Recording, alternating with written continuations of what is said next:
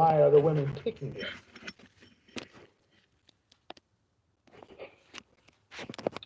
You got me there, Kevin. You got me Goddamn there. right I did. You got me there. Because you came in with that Okay. same old talking point that men are leaving babies everywhere. And you should be Well, no, ashamed. not Ma'am, no, no, not 54% of black men are childless. So you can't, why are these men doing it? What men are doing what? no, no. I wasn't making an accusation to that. Maybe that's how I misspoke, and I'm sorry about that. No, it is an accusation. Um, You said if these men don't want these average women, then why are they leaving them with babies? That is an accusation that that black men are having sex with black women and leaving them with babies, and they're average. That's not supported by the facts. okay. And I guess well, let me. Can I say this? Go I ahead. was piggybacking off a couple of things you said in some of Hold your on. Mhm. other things where you said that women who are raising black boys, they're doing it alone, and the boys are not getting the mentorship from the males that they need to become the kind of men that you talk about and you're describing now, which I think that is an asset to me as well. Because what you said, I've learned so much myself that having these women and leaving these children with these women, particularly male children, No they one's don't get leaving. what you give No it one. now. No, ma'am. No, ma'am. No, ma'am. See, no one's leaving children. No, you don't think that because when you Are talk they about the starting out single, married? Are these women starting out married? no, they're not. Then I don't want to have any more conversation. They Okay, are so you're choosing to, dealing hold based on, on man, just hold on, marriage. man, hold on, man. Yeah. Yes, yes. Okay. You're old enough to remember where the world was. Absolutely, I do. Then, damn it, we're not supposed, I are you missed it. supposed, hold on, ma'am. Then you know that if a woman has a child today with 33 forms of birth control, with single, it's not like it was when we were coming up. If a child I is missed born it. today, it's because a woman chose to bring it to term. That So is the better correct. question is, why are these women who share your reflection choosing to be single mothers, choosing to be unwed? No, man, it's a choice to be a single mother because Right. you choose to get pregnant before you're married. That's correct. And we have all I the guess I'm. statistics, we have all the Yeah. statistics, all the data, all of the predictive information of the outcome from children raised in single parent households. So my question to you is, why are these same women you're talking about choosing to be single mothers and put their family in that likely future? I- I'm being transparent because this is what I'm trying to say. In essence, we're taking advantage of you guys, and if men or boys are not taught that this is the type of manipulation and games that women play on them, this will constantly have it, and you'll have You're young taking boys advantage being of raised who, man? But who are you taking advantage of? of men who are not aware of a woman's need to, Ma'am, you know, okay, man, we've already, okay, I'm talking about the 80% of children. Women are taking hmm advantage of what sector of men? Okay, okay, all right. Average men. No, no, However, ma'am, no, ma'am, average no, men. no, ma'am, no, no, ma'am, they're not What? average. They're not average, ma'am. This brilliant device keeps your home cool in summer, even during heat waves and power outages. It's smaller than a lunchbox, cools any room within 3 minutes, and uses 98.7% less energy than your AC. It was invented by a former NASA engineer from Houston, and it's now taking the US by storm. Steve designed this device after a citywide power outage left him, his wife, and elderly mother without AC in the searing summer heat. With inside temperatures reaching 90 degrees, Steve took matters into his own hands. The result is an ingenious invention that's destroying the $5 billion AC industry, helping families around the country. Having worked on cooling systems for deep space rockets at NASA, he reverse engineered the existing aircon unit in his house and was able to build a more efficient cooling device. It sucks in the surrounding hot air, passes it through a liquid compressed cooling cartridge, and then blasts cold air back into the room. Immediately after he turned it on, temperatures in the sweltering hot living room plummeted from 93 to 63 degrees in just 3 minutes. Amazed at the results, Steve put his prototype through controlled testing. His invention cooled down a 400 square feet room by 30 degrees in minutes, keeping it cool using only 2.3% of the electricity of regular AC units. Weighing just 2 pounds, the small and lightweight design allowed the device to run for over 12 hours, recycling the air already generated to create a non-stop loop of cold air that's 99% efficient. It didn't take long before greedy AC companies lined up to license Steve's invention. Worried they would inflate prices and take advantage of homeowners, Steve decided to partner up with independent engineers and trustworthy ex-co-workers instead. Together, they perfected his prototype and readied it for mass production. It's called polar cooling, and it cools down rooms rapidly using only tiny amounts of electricity. By recycling cold air, practically no energy is wasted.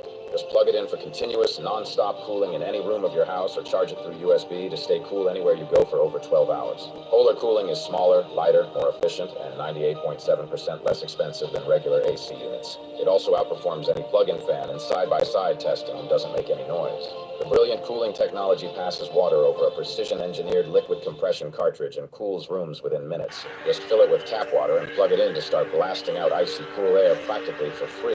It runs for hours without needing to be plugged in and works in rooms of up to 400 square feet. If you already have an AC, use this instead to save energy. It's much cheaper and just as effective. People all around the world are choosing the more affordable polar cooling over their expensive AC.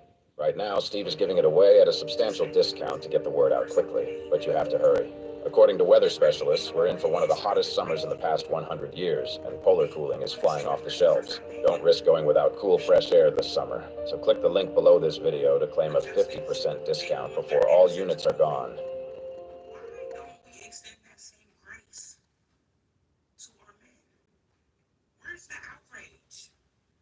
Why is it so much? What if there was a way to know if a stock will be bullish or bearish the day before? The truth is, there actually is one way. Is your trading account suffering right now, but you're wondering, what do I do to start winning consistently and start making those big returns you've seen other traders make, the returns that you know are possible? Here's the honest truth. I struggled like that for a while. Trading did not replace my job for 15 years until I basically had a stroke of luck. My cousin, who's a professional stock trader, making over $2 million a year, finally had me over to his house and show me some behind-the-curtain stuff, so to speak. I know that sounds a little storybook, but it was quite honestly the missing piece I needed to get to the next level. I was a decent trader before that, but once I learned to look at a specific set of market internals every day, which I call the market weather report, that's when things really took off for me. I'm actually a chef. You can look me up, Chef Michael Love. But I love trading, and I got tired of the hard work and long hours of being in the kitchen. When I finally cracked the code of trading, I was able to quit my job as an executive chef in Miami and trade full time. I started Trade With Me Now because friends and family were knocking my door down, asking me to trade for them or text them what I was doing. It all just became way too much. So on the suggestion of a friend, I started this company to help other people make money trading and to make some money in the process myself. So every month, I send out on average 20 to 30 trades to our members. These are the exact trades I'm taking in my own account, day in and day out in real time. Our members get the trade right before I take it. Every alert includes the ticker, the expiration date of the option, the price you should grab it at, and why I'm taking the trade, everything. Then I send out a text when you should get out of the trade. And it's also the only two-way trade alert service out there. That means if you have a question about the trade, you can just text back and you'll get an answer from me personally. Please let us know if you see this from any other service, because we're yet to find it anywhere else. It doesn't matter what level trader you're at. If you're a brand new beginner, you can start just following the trades within the first week or two. And here's the best part. When you join Trade With Me Now, you get 30 days of text alerts included, so that you can try them out and make sure they're profitable within the first month.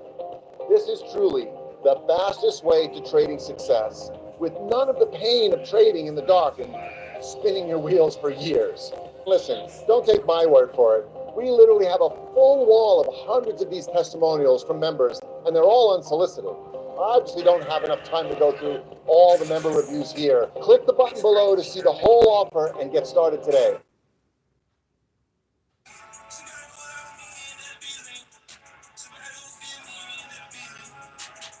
The math, 100% of men, 54% single. Women are taking advantage of single and childless. So that's 5 out of 10, almost 5.5 out of 10 that women cannot take advantage of with childbirth, right? Right? If you put it that way, that's That's correct. not if you put it that way, that's how it is. If you can't, if a Okay, man, so, no man, no, no, I don't do, I do logic. 54% of men are single and childless. So by that fact, they cannot be taken advantage of when it comes to having children. True or false? that is true. Okay, so we move 54 out of 100 away. There's 46 left. 30 of those men are married. They can't be taken advantage of because their children are coming from a marriage. True or false? That is true as well. So there's only so that's 54, and that 30% is 84. That's over 80%. So there's 16 left, and the 16 left are producing 80% of the children. So in what you're saying is black women are taking advantage of 16% of men who are loose with their seat and making the lion's share of children in black America. I am saying, I have said that, yes. Well, then I think the problem ain't the men. No, I never said it was the men. Well, but why pick that 16% if they can, and why they're picking them because they will allow themselves to just have babies all over the place. And if you did something very simple, how many of those 16%, if you made marriage a requirement, would they still reproduce? If you had to be married before you could produce a child, would women still be? So I guess the point I want to kind of get into, man, is the problem is not with the men. The problem is black men are leaving kids everywhere. Women are choosing to have kids with a minority of black men. And there's a case that can be made that that's not the best majority. Are those 16%? Are they the Rhodes Scholars and the movers and shakers and the leaders of industry? No. Can I say something a little Go ahead, unintelligent, but trying to make a point here? What you're saying is correct there. However, say for instance, the woman is trying to get a high value man, and I'm going to athletics because my scope in life is very. You're going to athletics? Not small. Hello, my name is Adam Ferrari, the Chief Executive Officer of Phoenix Energy. I look forward to you joining us at our next investor webinar, where you can drill deeper into our 9 to 13% annual interest rate bond offerings and see how our company has become an emerging leader in the oil and gas industry. Our daily production rates have risen as high as 18,000 barrels of oil per day. We've sold more than 4 million barrels, and we're just getting started. Sign up for the webinar and start your journey with Phoenix Energy today.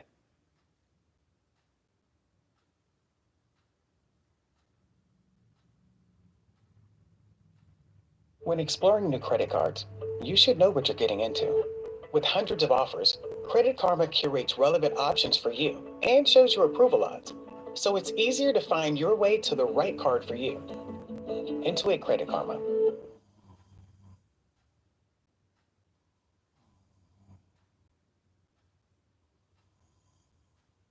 Yes, athletics and the guys that make it big income there.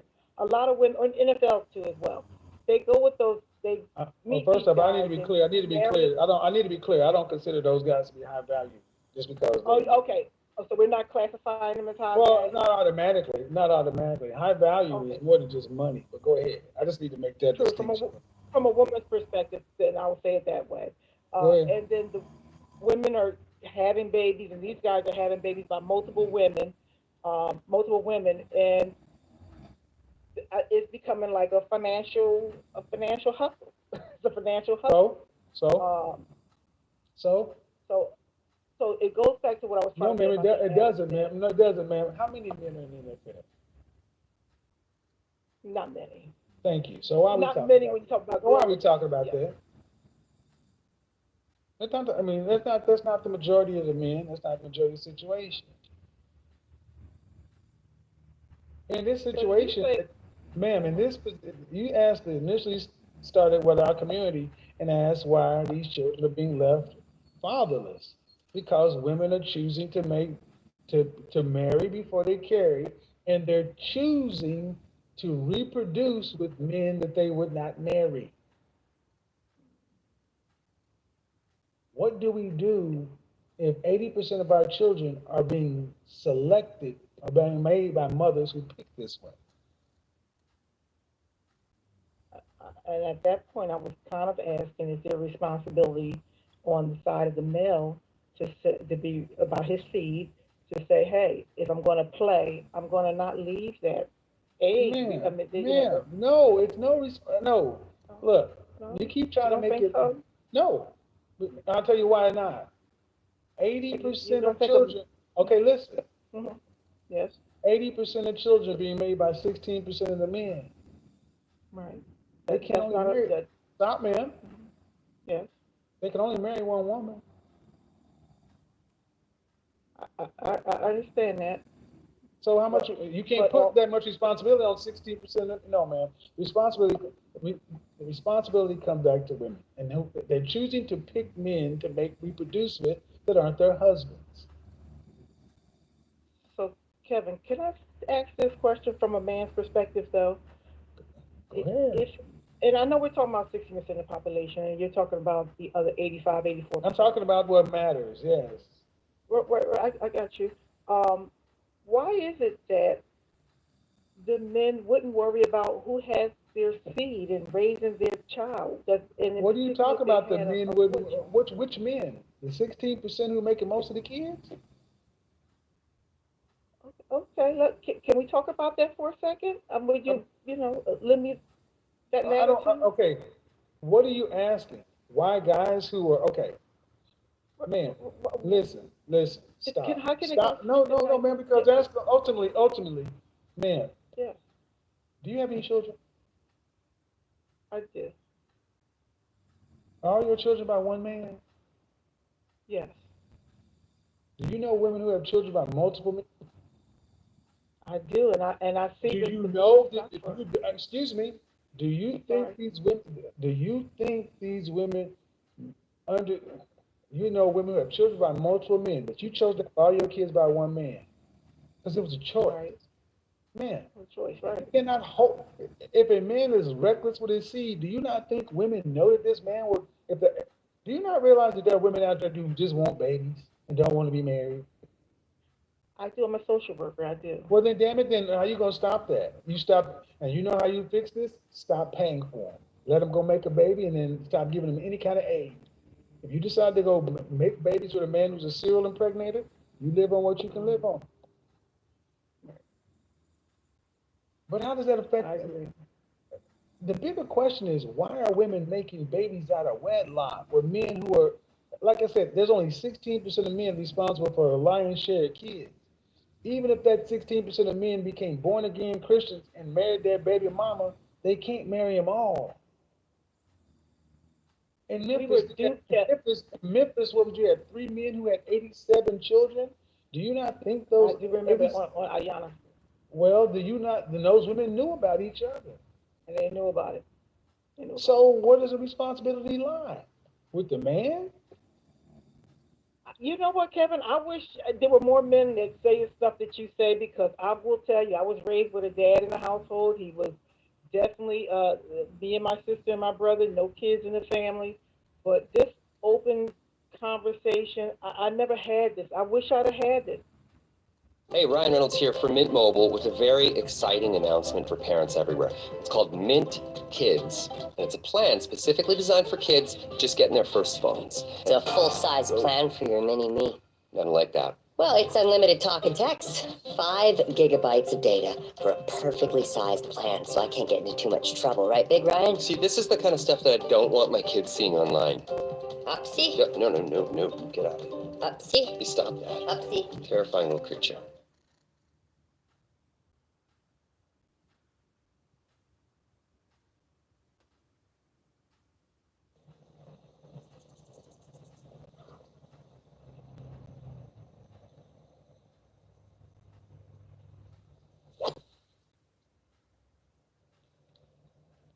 I'm going to give it to my girl. What do you mean more men to say what I say? 54% of our men are trying. No, man. Tell the truth. No, man. Hold on, man. No. See, that's why I push back. Tell the truth about no, life. Man. Stop. Seriously, Kevin? Can't overtalk me, lady.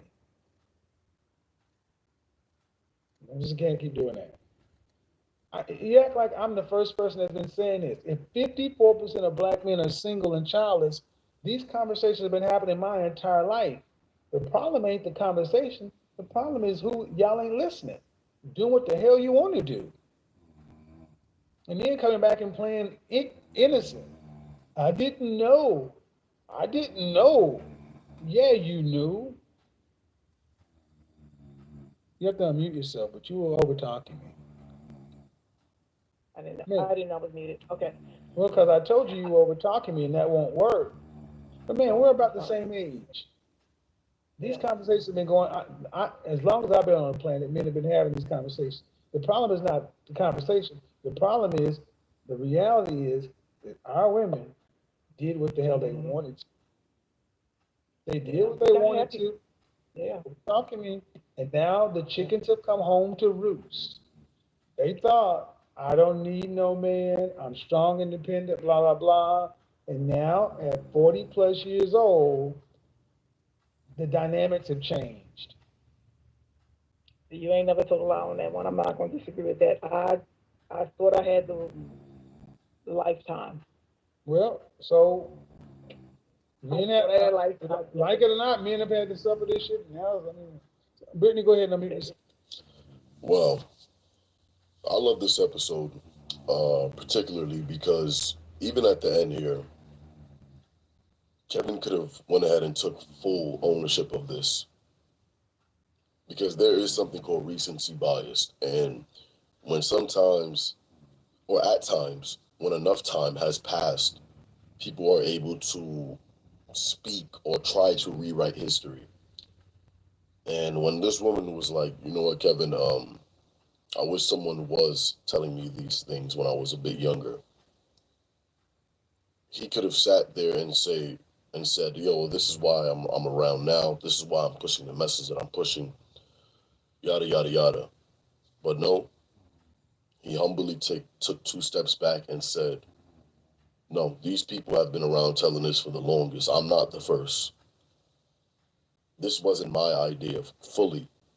Men have spoken about this. It's just that a lot of women decided that they wanted to do what they wanted to do. And for all the things they wanted to do, they want none of them to have any responsibility or accountability when things happen. But let's just go ahead and unpack what she said. So she first initially came in speaking about why is it that these so-called men aren't too favorable with these women, but they're just leaving them with children. And as Kevin unpacked that, she slightly was switching her tune up just a little bit. But of course, when faced with the facts and the stats, she's like, you know what? All right, well, something with my information is off. Then she hears him out. And then she's like, all right, well, now my whole wall and everything I was planning on coming in here and trying to build up is all crumbling.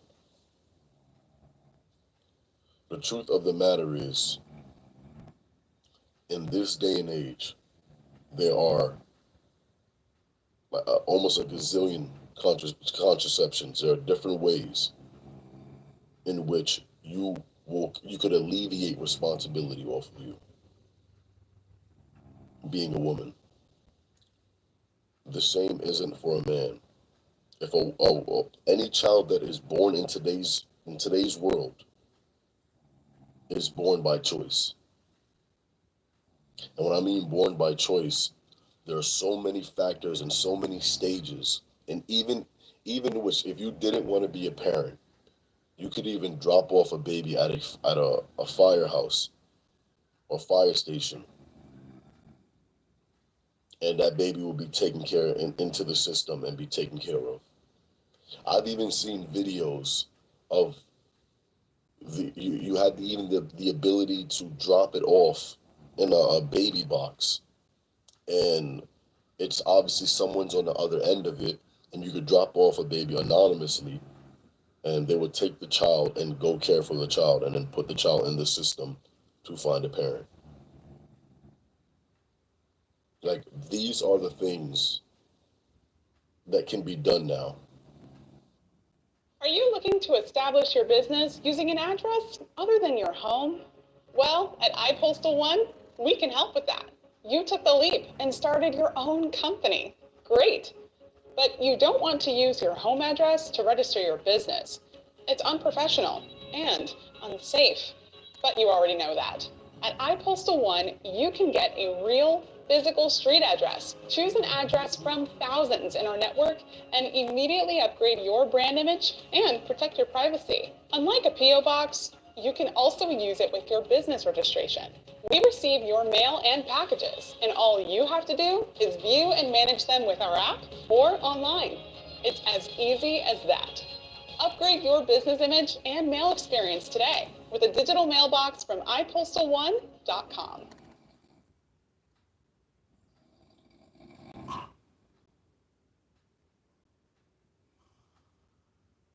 It's here. Wayfair's big Memorial Day clearance is on now. Right now through May 27th, get up to 70% off everything home. It's the talk of the neighborhood. Plus, score amazing doorbuster and surprise flash deals for 24 hours. And get it all with fast shipping straight to your door. Save up to 70% off Wayfair's big Memorial Day clearance now through May 27th. Wayfair, every style, every home. So again, and of course that's a very extreme, type of circumstance, but these circumstances people often find themselves in. It's hard because of course you wouldn't really think that you would be the type of person to do something like that or someone else would be, but these are real life things that happen. So again, you could take all these extreme measurements and still alleviate all responsibility. So at some point in time, you can't keep blaming the man.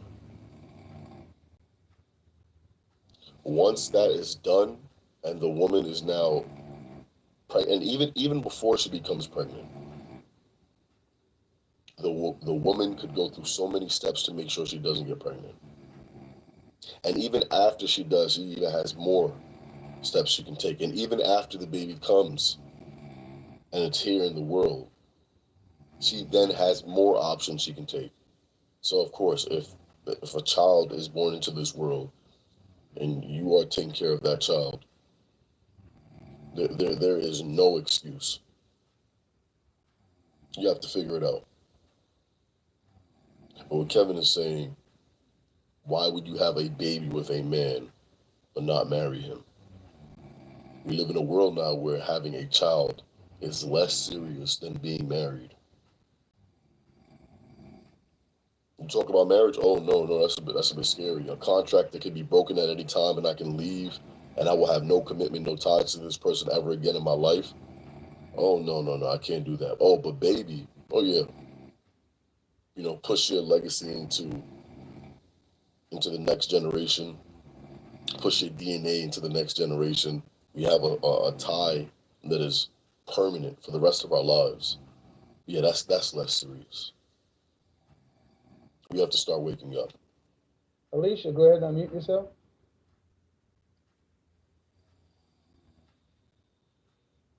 Hello, how are you? Good. What do you got for me on the topic?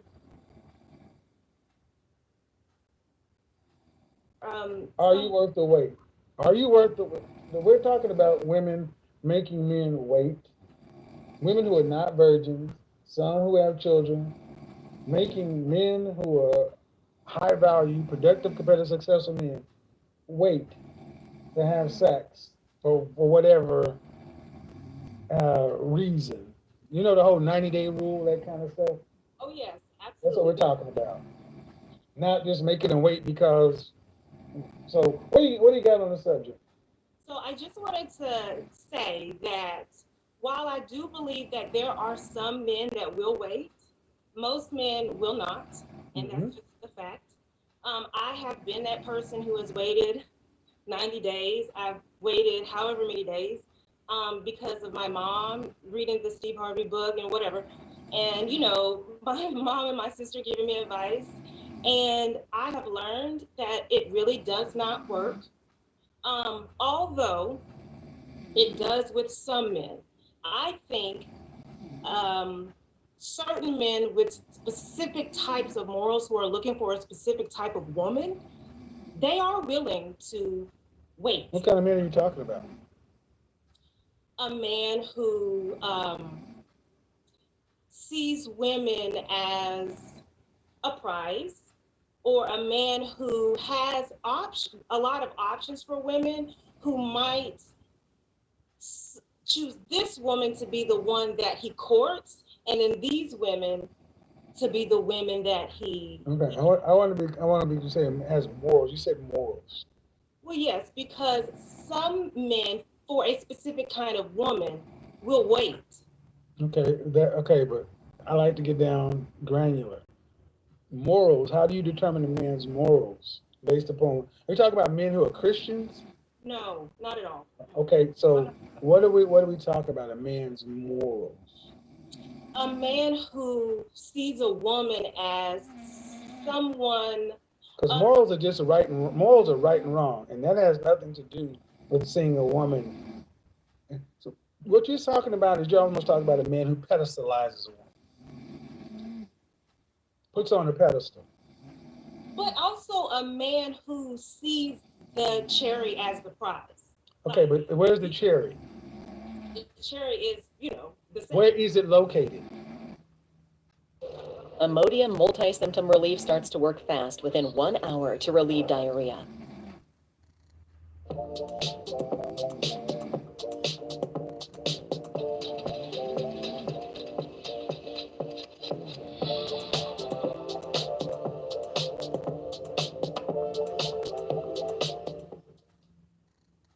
In the panties. No, ma'am. Where is the cherry located on a dessert? Oh, at the top. At the top. Thank you. It's at the top of the pedestal. Okay. And so that's where it is. A man who pedestalizes women, puts them up. But let me ask, what culture of competitive, successful men put women ahead of men? I don't know that any do. Because that's a formula for disaster. Putting women at the top is the sure way to crumble a society. Mm-hmm. Mm-hmm. So the moral thing to do, if you want a society to continue, is to put who on top? The man. Right. So why play games with the thing that needs to be on top? Listen, at first, you wanted someone to come on and say why they think you're crazy and they don't agree with you. But the more I sit here and the more I'm obviously listening and thinking about my own experiences, it's not a good idea to play those types of games. And that's why I told my mom, I'm a human being. And, granted, I wait a long time, many, many months, years to engage in that type of activity, but that's because I don't date for a long period. Okay, so how old are you? 38. I'm well past the danger zone. So have you been married? No, engaged twice, but never married. No. You know what I say? Sisters are the queens of being engaged, man. And being engaged, if we could count engagements as marriages, I wonder if he's like, okay, so you've been engaged. Did you ever want to have children? Biological children? Well, yeah. Only if I marry someone and he wants to have. So what I got to ask the question. But yes. What I asked the question, and I'm trying to put this in a delicate way as possible, but at 38 years old, why should anybody wait years to have sex with you? Oh, no. For months. No. Oh, okay. Because you're talking about everybody else, and what I thought I heard you say was, but for me, I wait a long time. No, in between people, like I. Oh, okay. No, me, I wait a very long time. Like, I'm not going to. I waited a very long time for what? To have sex? Yeah. So when you meet a man, you wait a long time. Depending on the man, but No, that's not what I'm exactly saying. What I'm But saying. that's what you keep saying, though. That's what we keep hearing. Slow down. Breathe. If you meet, how long have you typically waited from the time you met a man to the time you guys are first intimate? The shortest, probably, honestly, the shortest, probably, I don't know, a week or two. The Okay. longest, Mm-hmm. no more than about 3 months. Okay. And at this, and so that's a vast range, and that's what frustrates me.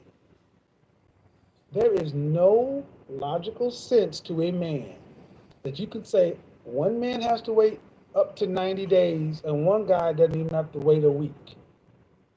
Men on the marketplace look at that as I'm going to buy a car, and one dealership is offering it for $100 and another dealership is offering it for $100,000. Men are price sensitive, and we are cost benefit calculators. So in your own example, you just validated why men are so frustrated with women on the marketplace, because you can talk and have these things and Steve Harvey and this and that, my mother, but in your own day-to-day life, 90 days to a week. But at the end of the day, no matter what your calculus is, whatever kind of interaction you want to have with the man, do you currently have it?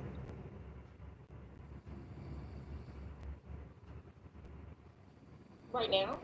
Yes. Are you in the process of getting it within the next 6 months? Doubtful. Then what you're doing isn't working, and you're almost 40. So you talk to your mother and it's, where's your father? New Airhead Sour Box. Hi. Start sour I'm Carol. and stays sour. Fellas looking for a quarterback? Let's go! He's do bring out the house. This is the GOAT. Oh, my dad, they're still married. Okay, but what I'm understanding is you're an attractive woman, but why no man? The simple answer is, there's two simple answers, and I'm sure every woman and many men say the same thing, pickiness. The second simple answer is because a lot of the men that I actually really am interested in, like for real, it's not reciprocated. To the point where, like, we'll date and everything will be fine, and then all of a sudden they're gone, or I'm gone. Okay. No. Let's talk about the ones where you said you just told two different things. The kind of men you say you're really interested in, it's not reciprocated. Yes. Well, it not reciprocated means it's not coming back with them. So you just told a story where they leave and you leave. That's confusing. Well, or I leave, because I have done the same thing. So it's not reciprocated from you. Yes, because of something very specific that might happen that makes me become unattracted to the person. Very, Why is getting with a man so complex? This is like calculus 3. And it shouldn't be. No, it shouldn't. There is a person that I was dating that seems to be coming back around, but I don't really know if that's the case. I don't know. Why were you engaged? You were engaged twice? I was engaged twice. Somebody dropped to one knee, presented a ring in public, and asked you for your hand in marriage. Yes, almost 3 times, but twice. And who broke off the engagement the first time? Who broke off the engagement the second time? I did. Why did you accept the ring the first time? Because he was my best friend, my... And that didn't stop after he gave you the ring. Oh, no, it didn't stop. So why did you break it off? If it was good enough to accept the ring, why was it not good enough to go through with the marriage? The reason is because he and I were not compatible. But you accepted the ring. That is correct. So you weren't sexually compatible. That is correct. How would you know if you see? Here's the problem with having too many. Here's the problem with sex before marriage.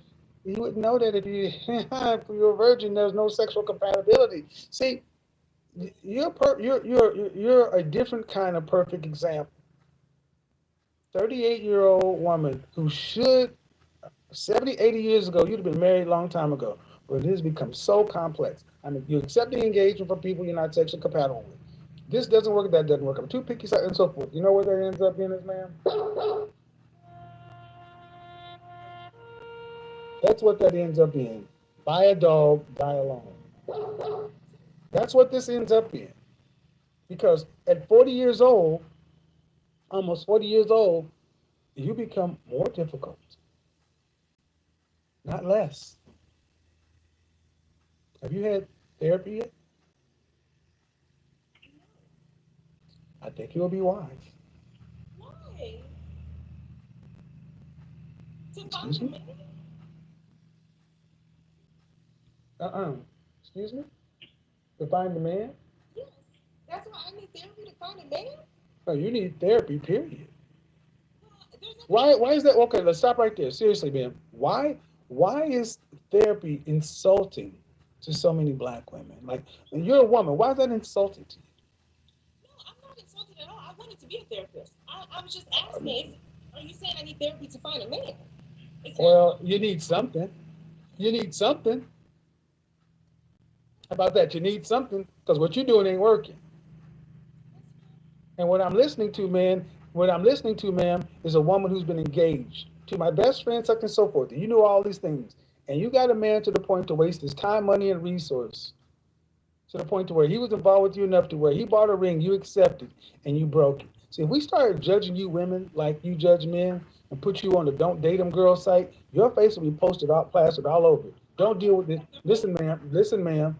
Listen, you broke off 2 engagements. One from a best friend. And you say because the dick wasn't good. I'm sorry. That's a trash ass reason. And why'd you break off the second one? Bad dick again? No. I don't want to. I don't want to see. Well, honestly, because he was. I could not learn anything.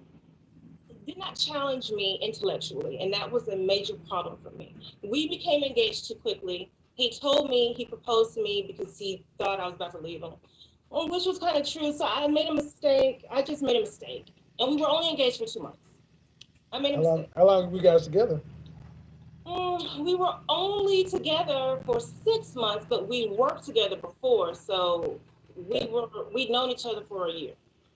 And how old were you when this happened?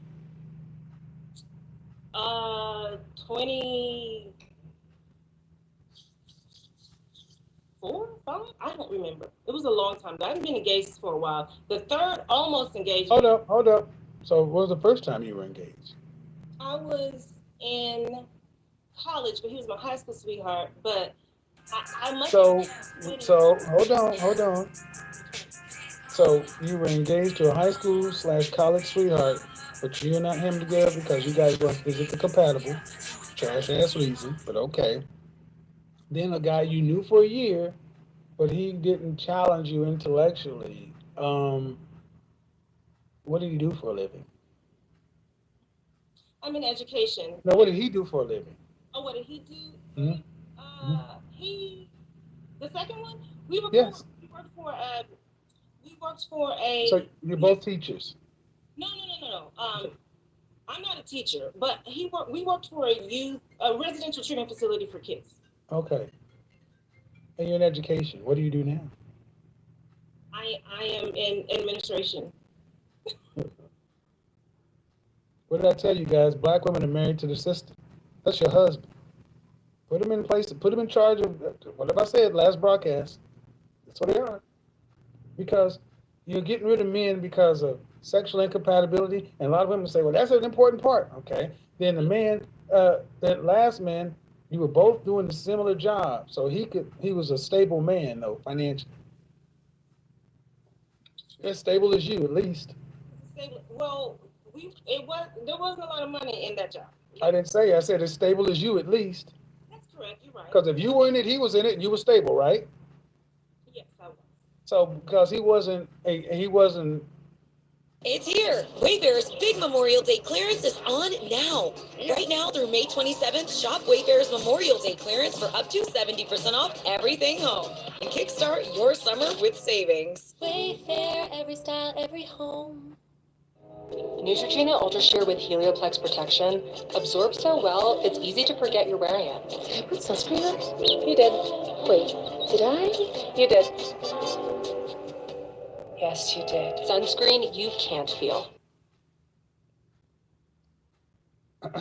What you're showing, ma'am, is the standard a black woman has for a black man to be married. You damn near have to be a god.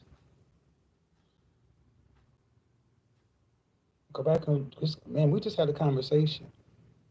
You said you couldn't learn anything from it. That's just a nice. What'd your mother learn from your father? Well, a lot. My dad's.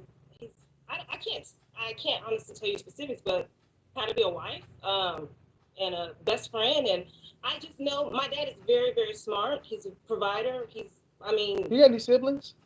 I have two sisters. Are they married? One is married and one is engaged. And this is her, I don't know, third engagement. It's not, I don't find this, I think it's kind of sad that so many of our sisters are so damn complex and difficult to wed. Difficult to wed and difficult to keep. In the black community, the divorce rate is approaching towards 60%, and 80% of divorces are filed by women. So you're already the least married. You're the most difficult to get married. And I'm going to say, I'm going to make a proclamation. You've heard the black women are the most educated in that stat. What it really means is you're most enrolled. So I'm going to say you're the least married, but I'm going to go also say you're the most engaged. You're the most engaged. I don't meet another group of women who've been engaged 1, 2, 3, 4, 5 times. It is not uncommon to meet a black woman who's 40 years old and been engaged at least a couple times. It's very common. And I'm talking about full out engagement. Man drops. That's not cool. Because at the end of the day, you're not getting the outcome you want. Because your life is supposed to mean something. And at 38 years old, what's your life going to mean if you go through it by yourself until the grave? I have a plan for Okay. when I come around 44, 45, to adopt 2 children, older children. That is. Oh, so you're going to be a single parent. Yes, probably. So you're going to purposely go in to do the one thing that you know gives children statistically the worst outcome.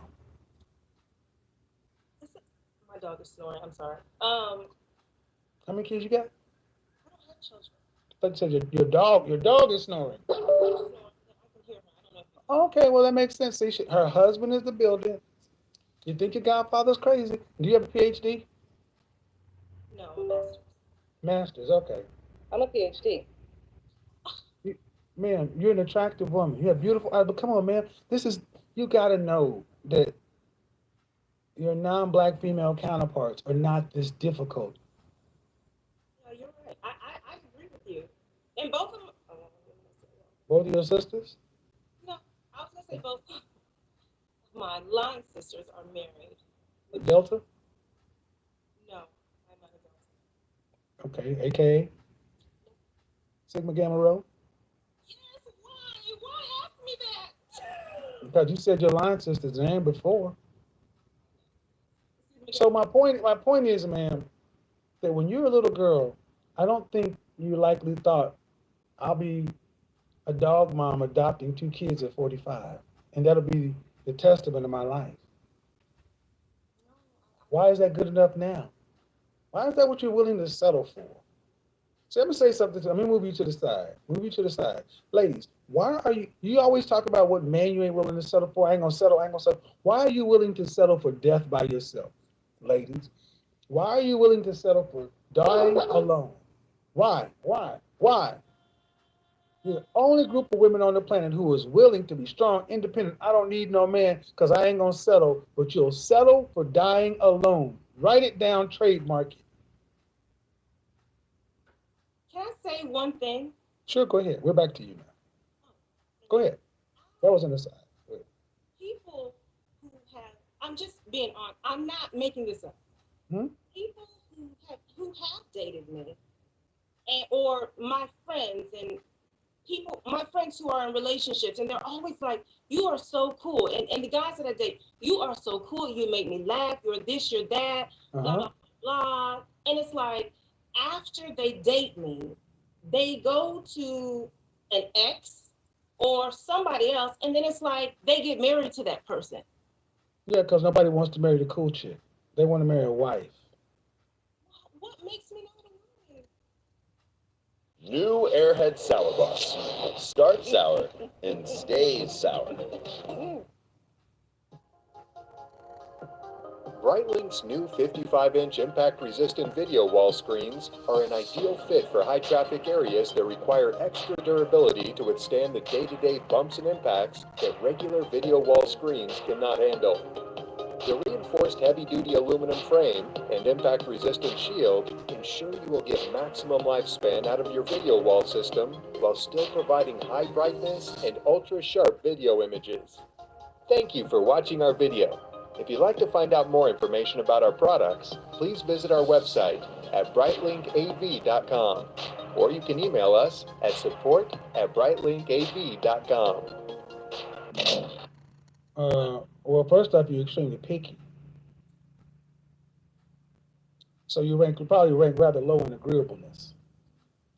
I am very agreeable. Okay. And I know a man's role in a relationship. Okay. I believe If I ask the guys, have you ever interviewed your exes? Interviewed them? Yes. Asked, because I'm cool with my exes. Okay. What is it like to be with you then? I'm cool. Fun. It's fun.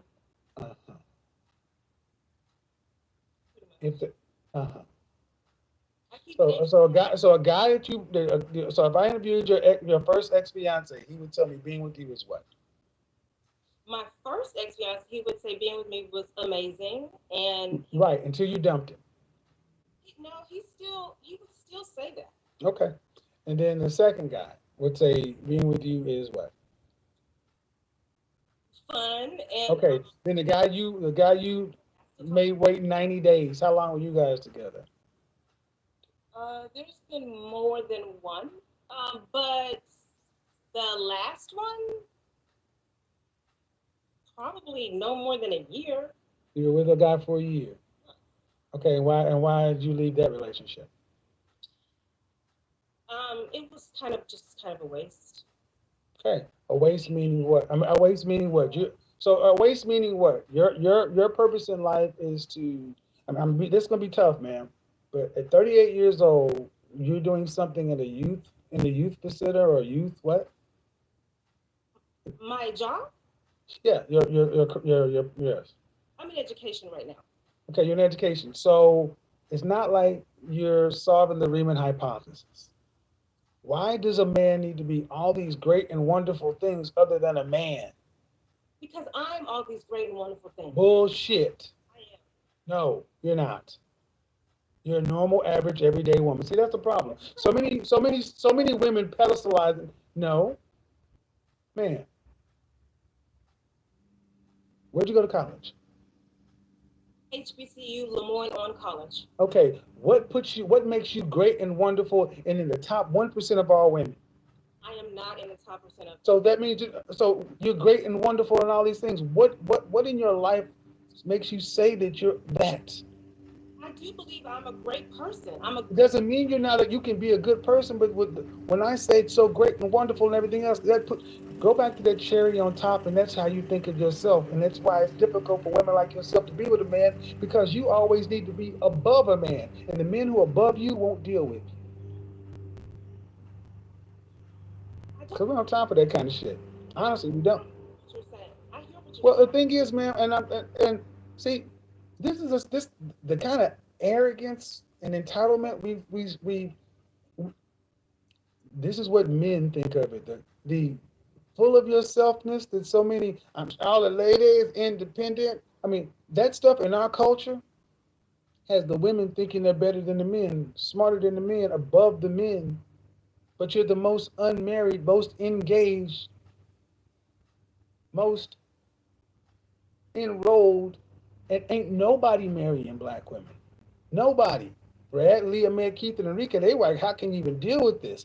Because at the end of the day, are you a Christian? I don't know if you are or not. I didn't ask. Huh? Okay, then if you're a Christian, a woman's purpose on the planet is a man.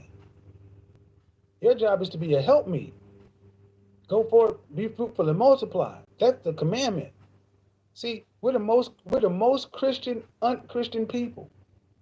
If black women actually acted like the Christians they say they are, a lot of this stuff would self-correct because a lot of stuff you're talking about has no humility in it. You couldn't say I'm great and wonderful and all this if you really truly had an accurate estimation of your Christian self. But we don't say that. We don't say it in the pulpit because the pastor's got to keep the tithes and offerings coming. Men have been shouted down in the community so much, or even, I mean, you said you've had opportunity after opportunity after opportunity after opportunity with men. You've had an embarrassment of opportunities in relationships, and no man is good enough? I just would rather be alone than miserable with someone, because some of my friends or whatever who are in relationships, I see the ugly side of it. I'd rather die alone than settle.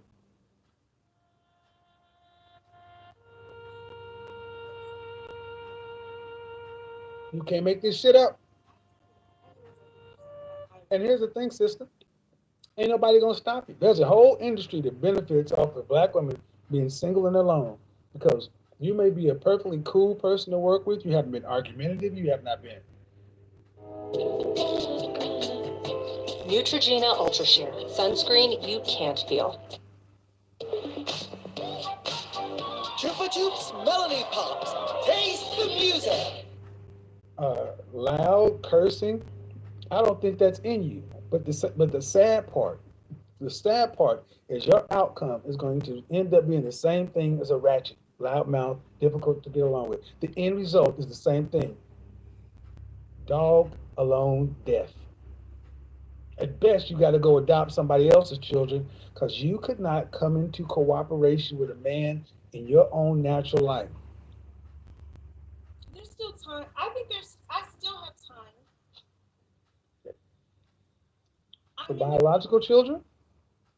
Absolutely. Yeah, you have time. You have time, man. But let's go back 20 minutes ago. You don't have anybody in the pipeline, in the process. No man of value is actively vetting you to be his wife. So, ma'am, you may have time on the calendar, but you don't have time with a man of value. Be honest with yourself. Stop saying you have time if you don't actually have somebody trying to engage you now. There is someone that has recently come back into the picture. Does he want children? He has children. Exactly. Your godfather can't make this shit up because people don't go for 30. They don't typically go for difficult to deal with 38-year-olds to have babies. He doesn't think I'm difficult. Okay. I'm truly not difficult. In a relationship, I am the. However you want. Okay, ma'am. You're easy to deal with, but okay. In a relationship. Okay. Maybe not else. But still, being a stepmother or an adopted mother, what you want, or do you want to see your own DNA? Do you want to see your daughter looking back at you with your eyes? Don't give me the college answer. Give me the truth. No, the truth is what I said earlier. If I marry a man who wants to have a child with me, that's fine. This person. I asked you, what do you want? Mentioned children. I asked you what you want. I don't necessarily want biological children. Okay, if you don't want biological children, that's fine. So why are we talking about I still have time to have biological children if you don't want I still have time to meet someone. I won't necessarily die alone because I still have time to meet a man. Man, why we're talking about kids when we're talking about you running out of time? Okay, yeah, you still have time to meet somebody. Yes, you do. Certainly. However, you also got to get realistic. What kind of relationship do you want with a man post 40 years old? Do you expect to work until 65 plus? Probably will. Well, if you don't get married, you definitely will. Unless you're independently wealthy already, you're going to have to work at least until retirement age. And I'm not independently wealthy. So you will have to work to 65 plus because your career path is not one of riches. I make good money. Good money is not one of riches. I don't make that kind of money, right? Okay, so it's above, it's middle class above, but it's not. Okay, so that is not enough money to administer an elderly woman as your body starts to break down post 50 years old. Yes, I hear you. So it becomes a matter of necessity. See, why I said it's so complex because so many women like yourself want this fantasy instead of the hardcore practicality of getting with the man to build something. But no, now now we get to the point where you're in no man's land, and now it's like, well, what are we going to do? Well, I got to try to see if I can find someone who's willing to partner with me and make a deal for what? To survive. Just to survive, to get to the grave and not be alone, because there won't be any children out of it. And all due respect, you've already shown yourself to be difficult to deal with a man, because one man didn't challenge you, one man's not going anywhere. All these men that you've been involved with, everyone seemed to be deficient some way. And I will say this, and I'll get to the next thing. Relationships are reflective. That's why I said ultimately therapy is a good idea, because the only common denominator in all of your chaotic situations are you. There's the only thing that was the denominator with me. Do you think your father has 3 daughters and wants to see them unmarried when he leaves this planet, unattached to anybody, out here floating in the universe? He knows what that means.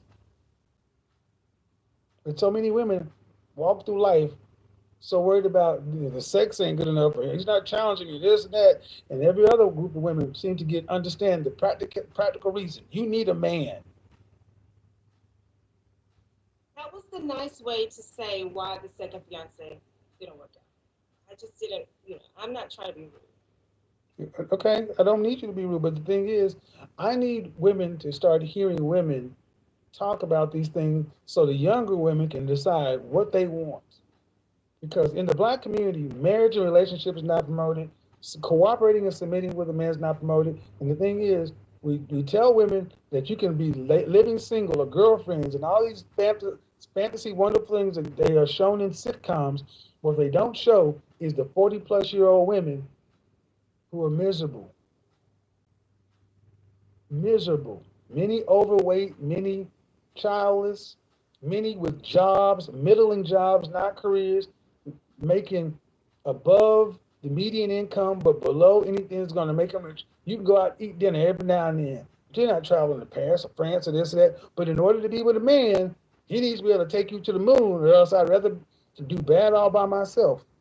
We have so many things in our community that make women, sisters, sit back thinking, if I can't be with a man who can do all this, I'd rather be because I can do bad all by my what? Self. And I would rather, instead of settle, and that's what a lot of women are going to get in our community, because 1 in 4 will marry at this rate. That means 3 out of 4 will die alone. And you are fortunate because you at least have had men. You've had opportunities. And it's not like you still have opportunities. All I'm saying, ma'am, just go get a mental checkup. Don't blow the opportunities that you still currently may have.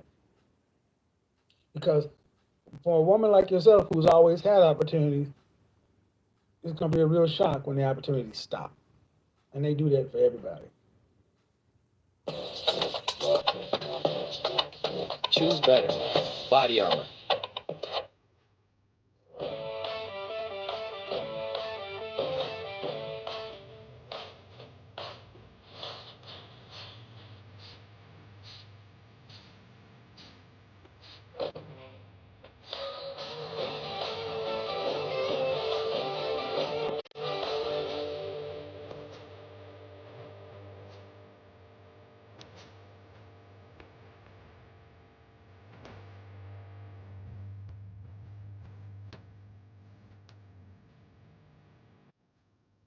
Appreciate it, bro. That was a good call.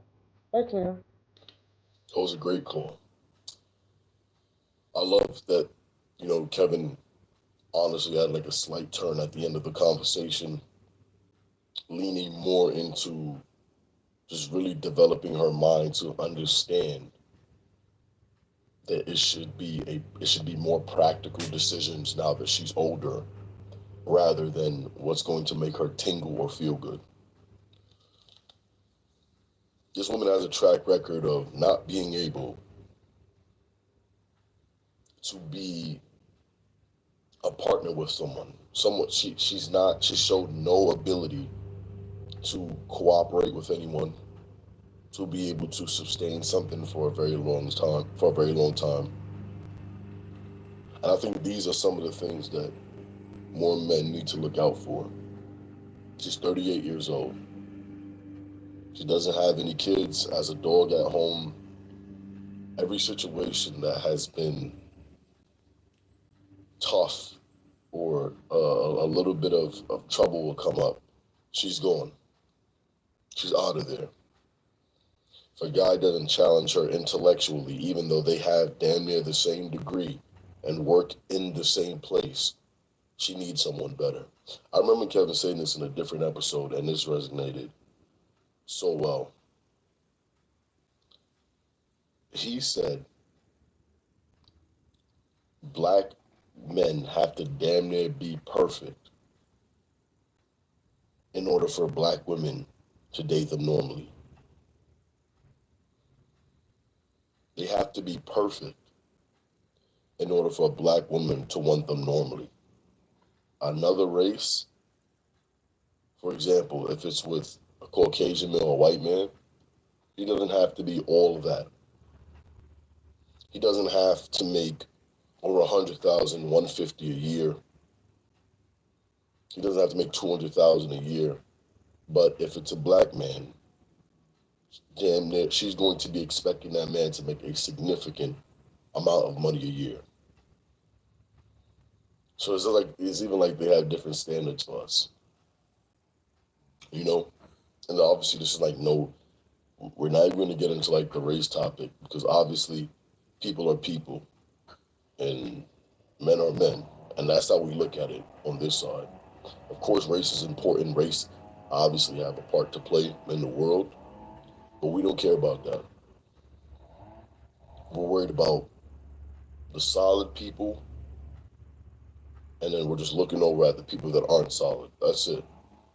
We don't care about the whole race aspect.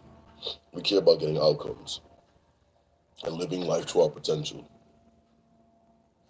But yeah, this was a very interesting episode, to say the least. Of course, we fall into the same traps, the 38-year-olds getting up in life, not wanting to settle down, refuse to settle down, would prefer just to stay alone than to have anyone.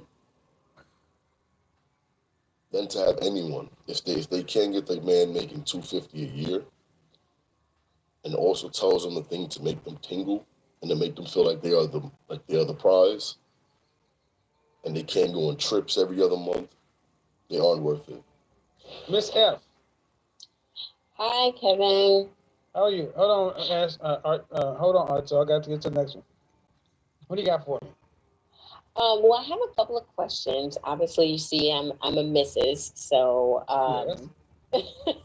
so my questions for you are about the things you said about being cooperative and the weight and how big of an issue that is. And I've had a couple of children, so and I've put on quite a bit of weight since I got married. And I'm still cute in the face, but I don't know if you want to be the judge of that. Well, you see my picture. How many children do you have? 2. And how old is your youngest? 2.5. And you want to share how many pounds have you put on since marriage? 60. All right. And are you working? Part-time. I work part-time. All right. So not, so, but I'm, so I stay home with the children. Let me ask you a question.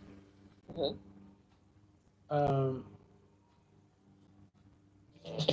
Stronger collagen, plumper skin. Bake with Neutrogena. Hey, D, you work here? Whatever, kid. Every shoe for every athlete, only at Dick's. God forbid your husband would come home tomorrow and say, I want a divorce. And he serves your papers and you divorce inside of 90 days. Would you keep those 60 pounds on? No, Why? because I gotta get back out there, I guess. Oh, damn. So basically you're telling your husband is because the price for you staying in this marriage is me having this additional 60 pounds. But if you were to leave me, I'd lose it. I am working to get it off, though. I am working to get it off. I just gave it to you, plain and simple. I let you Yeah. resolve that. Because if your youngest is 2.5, all I know is that's 30 months. Mm-hmm. That should have been gone long time ago. Yeah. That's why I said in 90 days. See, that's not right. Well, I know. So what, I guess, I wonder, because he doesn't say anything, because he's not the type of person, but I just wonder, like, what is he?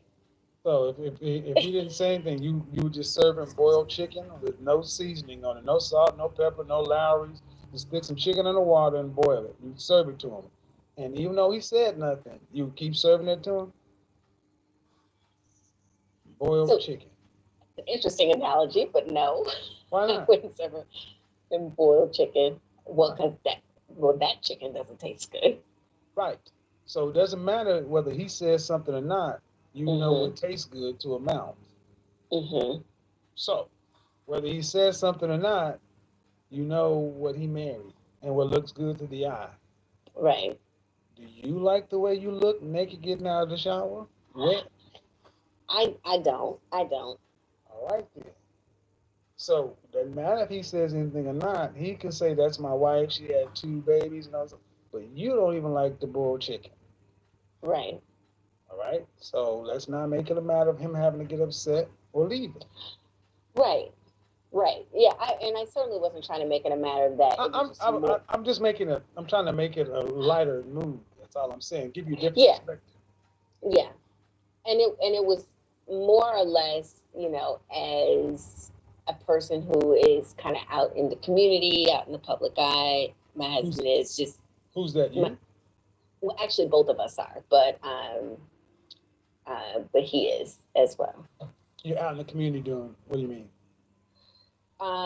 So, and I called in last week. My husband is an attorney, and so he's involved in the community and different community work like that.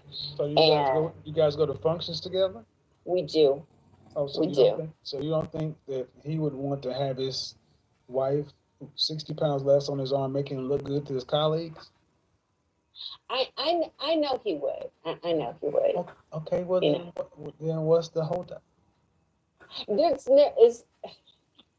no holdup. I've been trying to get mentally together because it is difficult to be a mom of 2 little ones.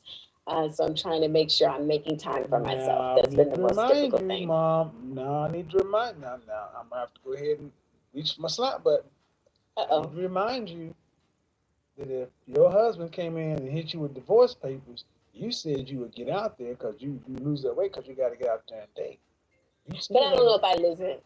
Sorry, I don't know if I lose it in 90 days. No, I didn't say 90 days, but you said you would lose it because you got to get out there. So my point is, the little ones would not stop you from losing weight because you got to get out there and get a new man. It should not be a reason for you not to already do something with the man who's already bought you. See, what it is, ma'am, is you're taking him for granted. Does he see it? Do you think he sees it that way? Yes. Okay. Most definitely. Okay. I mean, he's an attorney. He's not a great picker. He's a top earner. Mhm. And if you were to divorce him, do you think he could go find a younger, hotter, more fit woman? He could, and he's a 3%er as far as height is concerned. Exactly. He's 6'3". And how much does he weigh? Yeah. Maybe you love somebody and you're afraid they're going to hurt themselves. Or maybe you don't think you fit in anywhere and you feel like you just can't keep it together. Or maybe it's just getting too hard to go on. Maybe you should call 988. It's Virginia's new number for one-on-one emotional support. It's completely confidential. It's free, and you can talk to a real person who knows how to help you. Virginia 988. Maybe you should talk to us. He lost weight during COVID, so he's like, I think he's probably back up to 230 now. So my point is, you get a 6'3", 230-pound, 3% man. Mm-hmm. Let me go ahead and reach for the slap button. Oh no, not the slap. I mean, seriously, you're taking him for granted. You're taking him for granted. Okay, because and I think that's more of what I called for. I know I need to lose it, but it's more. I wonder what he's thinking about it. Well, what he's thinking about, what he might be thinking about is why do I have to go out and become a 3% attorney? And why do I have to tell my wife that I want her to look like my wife when I married her? Why do I have to do that? That's probably what he's thinking. Why is she going to make me have to say this when she knows? Because I'm quite sure you've mentioned something about your weight in passing. Okay. So you're probably thinking, why is she going to make me have to say it when she doesn't like it? But that's the cooperative piece. What about cooperation? So that was the other thing I was going to ask you. I listened to your show about 5 traits of a high value woman and the cooperative part, or the discipline and discerning part. Sent it to my married girlfriends. They loved it, by the way. And I feel like one of the battles that we have is about him saying he wants to go left. And I'm like, okay, but before we go left, let's look at all the pros and cons of going left. And I feel like he's just thinking, like, dude, what do you do for a living? You got to trust me to go left. What do you do for a living? I'm a journalist. So I ask a lot of questions. All right, but who's the majority breadwinner? He is. So, that's emasculating. He's 6'3", 230 pounds a man, 30% high earning, and getting emasculated by an overweight journalist.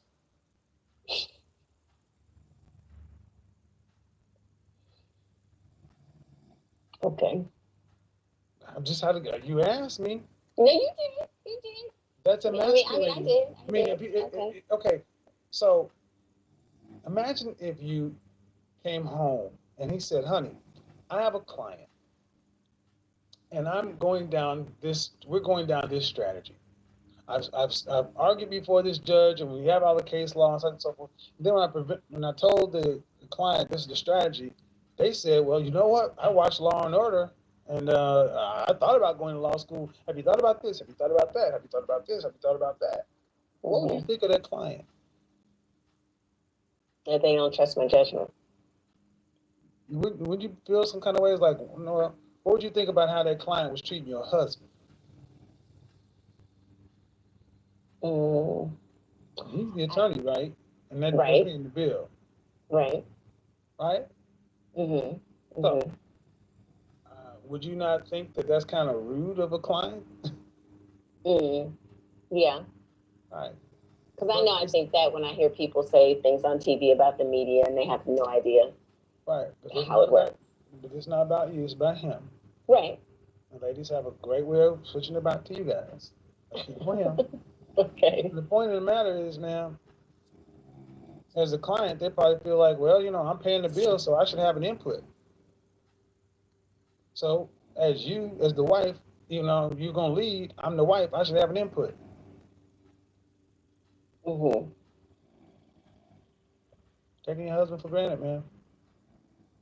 I don't want to do that. Or you don't want to lose it. No, I certainly don't. He's a great husband. He's a great dad. Well, the better question is, why do you feel? I mean, he's an attorney. Why do you need to? Because understand, what city do you live in? I live in South Florida. Okay. Let's say you live in Miami. Mm-hmm. If I'm going to ask you how to get to Dolphin Stadium from your neighborhood, you know pretty much the direction you will go. Right. Is that the only way to get to Dolphin Stadium from your neighborhood? No. No. But see, that's the direction you will go. It's the outcome, the destination we're worried about. And you want him to go down your outcome. Mm-hmm. That's putting you in charge. Mm-hmm. Do you trust him to get you? Okay, has he ever let you down? Has he not gotten the family to the destination it needs to be at? No. Then then he should have earned enough points for you to back up and not put this off on, no disrespect, ma'am, journalism. That's a BS cop-out. That's just something we say to make yourself feel justified in doing something is not healthy for your marriage. Mm-hmm. I mean, I'm a journalist. So that means you get to nitpick and question everything? No. I was saying I'm a question asker. Okay, but you ask. But the thing is, you don't. But your husband's not a story. Mm-hmm. He's the authority you're supposed to submit to. Mm-hmm. But it sounds to me like you're leading this marriage.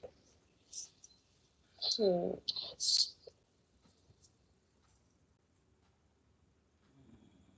In what way? I'm not disagreeing with you. I just want to be clear on what you're saying.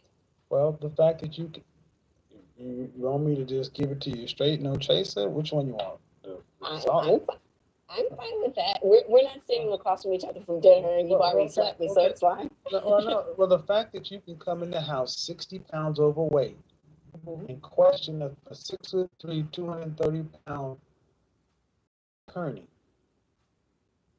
tells me that you feel like you've got a lot more on the ball than he does. You must feel like you're in a dominant position to come in and do that. 6'3", 230, and the top 3% earner. Are you going to question it? You only do that from a comfortable place of strength. See, if you were in charge, you would have had that 60 pounds off before the baby was 3 months old. Or you wouldn't have got any sex. You'd have been sleeping on the couch. I mean, I'm going to tell you about serious, high-value men. You'd have had a female personal trainer. You'd have been juicing. You'd have been eating salad with a side of vegetables and water. You'd have been getting up at 4 o'clock in the morning. Yes, you'd have got that weight off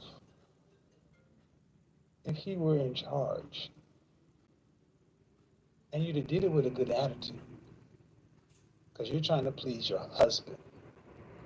Not lay in the bed and say, I got these kids and everything else. Two completely different attitudes, man. You're in charge in this situation.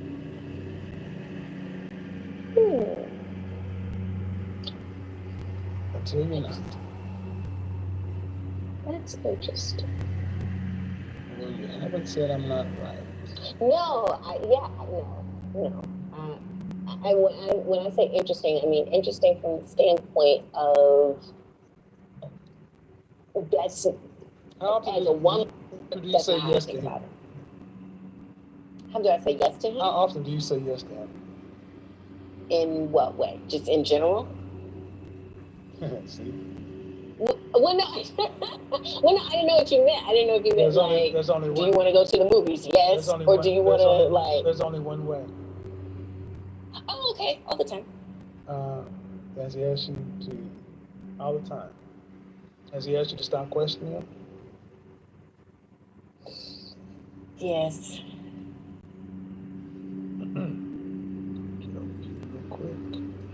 He typically says this. He typically says, "Who's the leader?" Right. And I'm like, I don't know what that means. Right. Yes, you do. Yes, you do. Yes, you do. Yes, you do. Who's the leader in the paper? Is it the editor? Yeah. Then you understand. Can you write whatever you want, or does it have to eventually go through the editor? It has to go through the editor. Is your editor a male or female? Male. What is his race? Well, we have two. I have a Latin one, and then I have a female. So we have an assistant editor, and then the editor. And the top editor is female. And what's her race? She's white. And the male is Latin? Yes. So you can listen to a white woman and a Latin man, but not your black husband. Mm. So when I say I don't know what that means, I mean. No, you don't know what it means in terms of. You don't know what it means in terms of a relationship. But you know what it means when your job is on the line. You see, your job is your husband. And if your job was on the line, like I asked you 5 minutes ago, if he came and filed divorce papers, you get that weight up off you because you got to go get a new job. Right. So I mean, when I meant who's the leader, I meant in the sense of other than the weight, obviously that's an issue, but I meant in the sense of what I thought that I was doing. I thought I was being a good follower, taking care of the children and a good follower. A leader doesn't have to question. You just follow. See, if this were the military, and the sergeant, the captain, the colonel, the general gave the order, can a private sit back and say, well, let's look at this battle plan, sir? Do they have the latitude?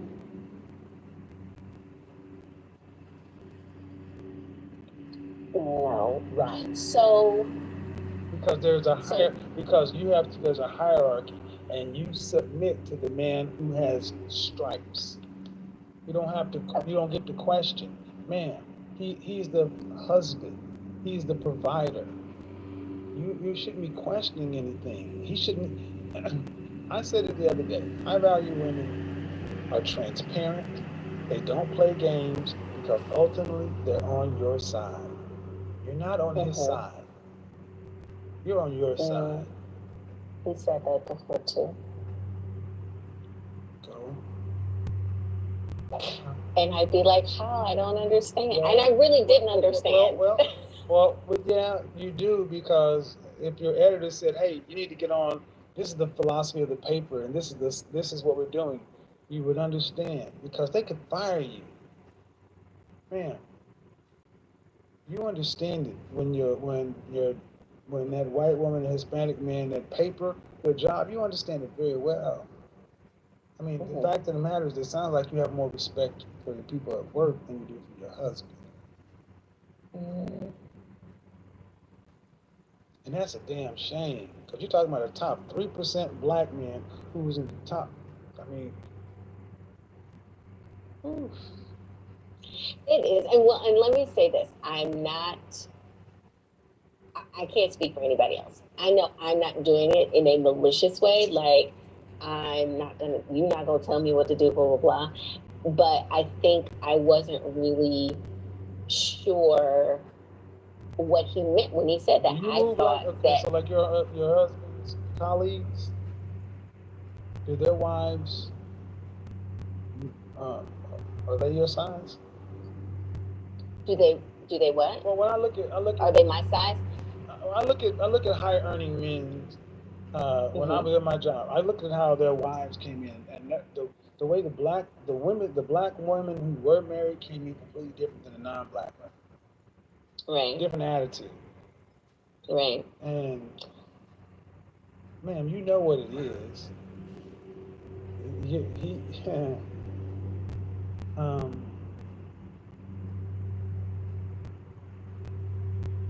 This is sad. It's sad because men are hearing that, goddamn, you can become a top, high value, high earning man, and you still got to put up with this? Just because you're not cussing them out, just because you're not cussing them out and calling them all kind of beta male coons and bitch ass niggas and shit like that, doesn't make it any better, man. I mean, let's start with number one. Why would the boiled chicken analogy? You don't mind him take it. It don't matter to you to do nothing special for him.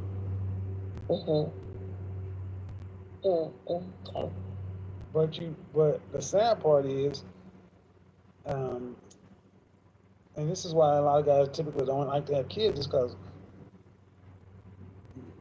you do more for the kids than for your man. Man, lose the weight and just say yes. Because you won, and I don't think you want to see what it looks like when you lose. And he should not have to. Yeah. He should not have to.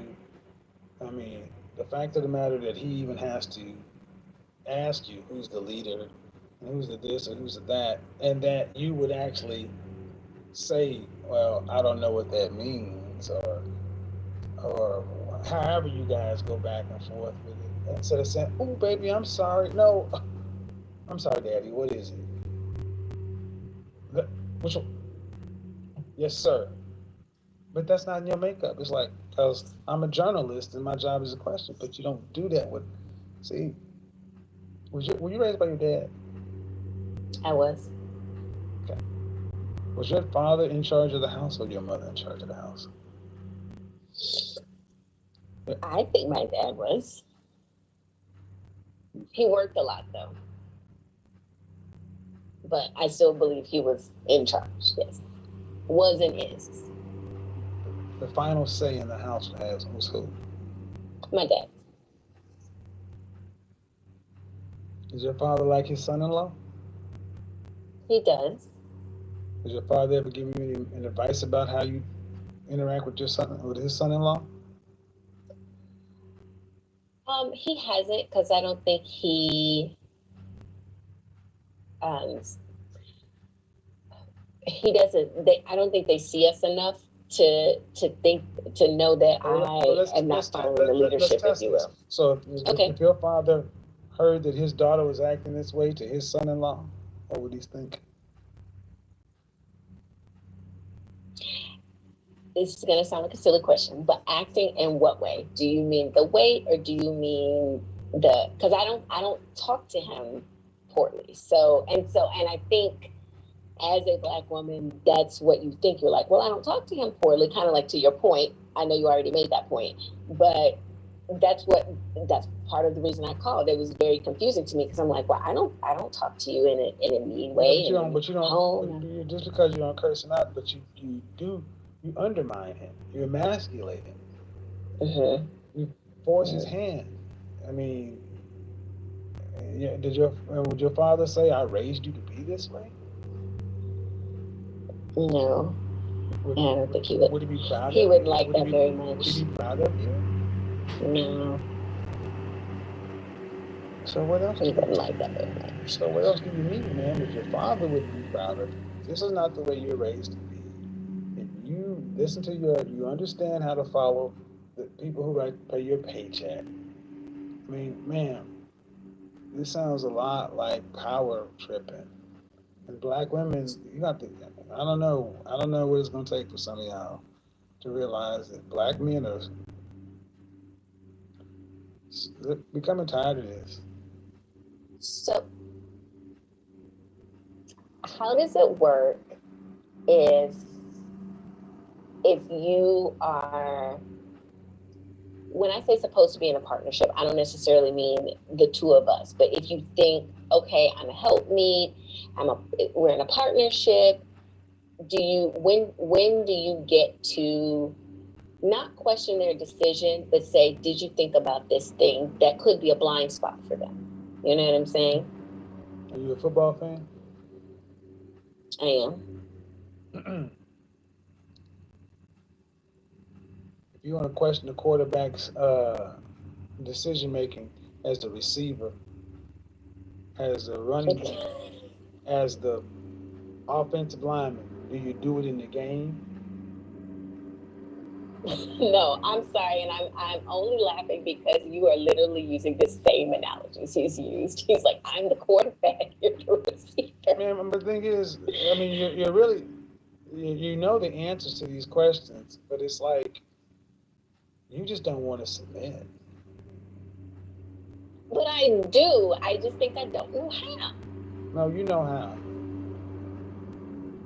But I thought as his helpmeet, seriously, I thought as his helpmeet, my job, we're using football analogies, I'm his left tackle. Like, I don't want his blind side to get clobbered. I thought I was supposed to protect his blind side. Plays. Right. The left tackle follows orders, directions. Mm-hmm. It's what you do. You don't call plays. Okay. So if you see someone coming, then what do you do? As the helpmeet, what is the left tackle supposed to submit? He blocks for him. Yeah.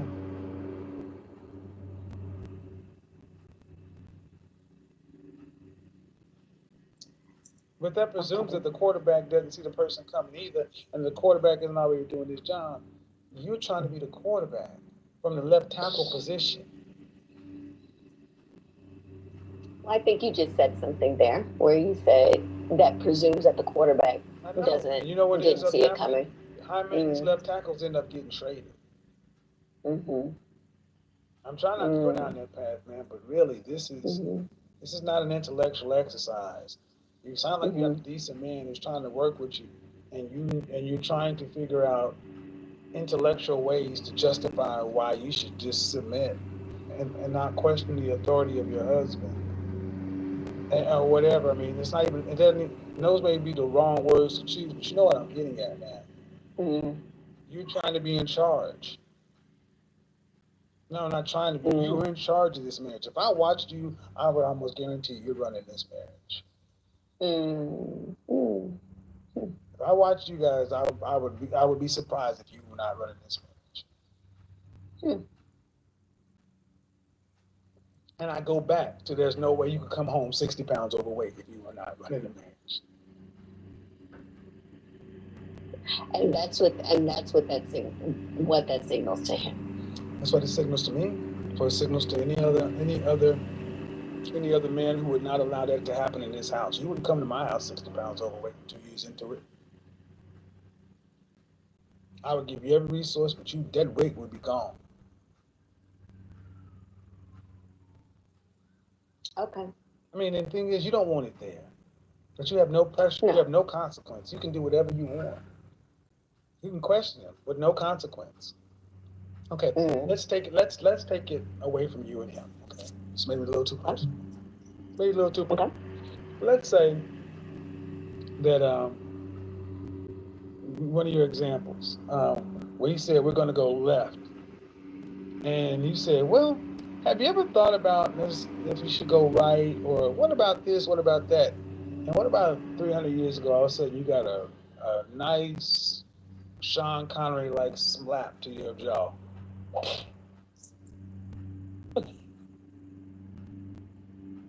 And when your daddy, he said, shouldn't have questioned. There was no police. No shit. And your mom was. How many times did you continue to question? How many more times did you continue to question? You wouldn't in that case. Exactly, because there'd be a consequence. There's no consequence to your questioning your husband. But there's a consequence to his manhood every time you question him, and that's what we tend to be missing. There's no consequence to you modern women. You can talk to us. You're not physically stronger than him. You don't bring any more to the table. He is outperforming you on everywhere, but you talking to him like you bigger, stronger, and making more money.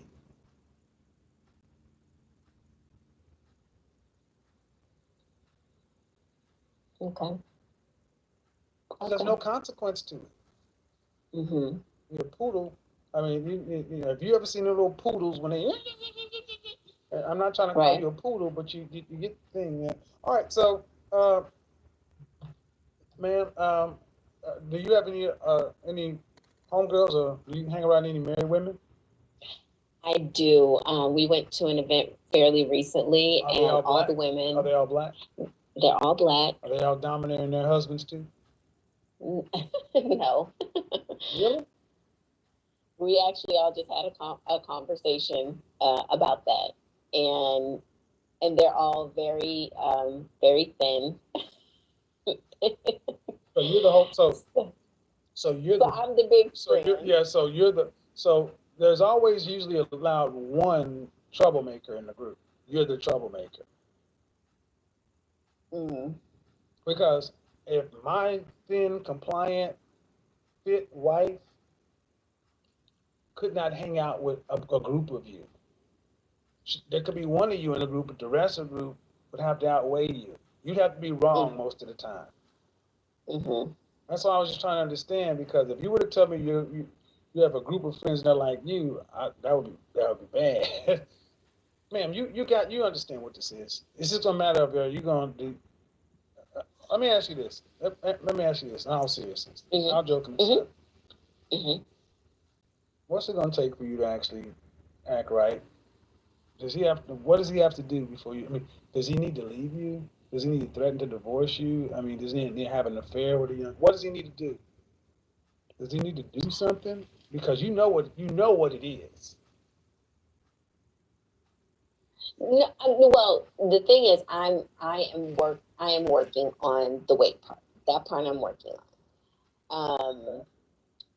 So the reason I was asking you about the reason I asked you about that, it was more from what is the subtext, if you will, of it. It's not the subtext is this. This is not a philosophical exercise.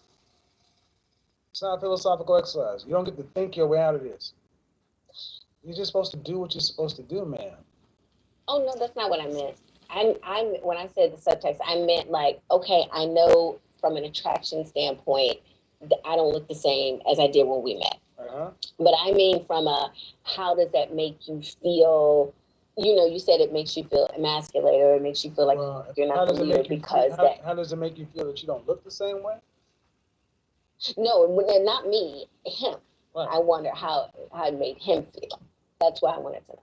Well, I will be honest, you feel different. I mean, we can feel when we put our hands on you when it goes into cellulite and fat, and we leave fingerprints. There's a difference. We accept that, man, right after the kid. But the thing is, just doesn't really sound like you really care what he wants.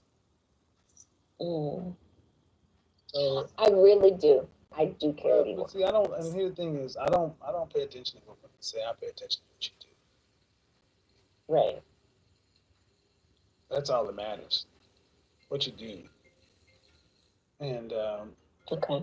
If the other thin women and friends are any indication, you know what. But you say you're working on it. I mean, I don't understand what that means. I'm going to the gym.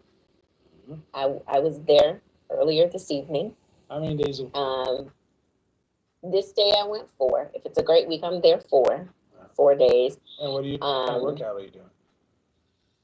I usually will do cardio and weights. It just depends on the week. So it may be a week where I'm doing an AMRAP.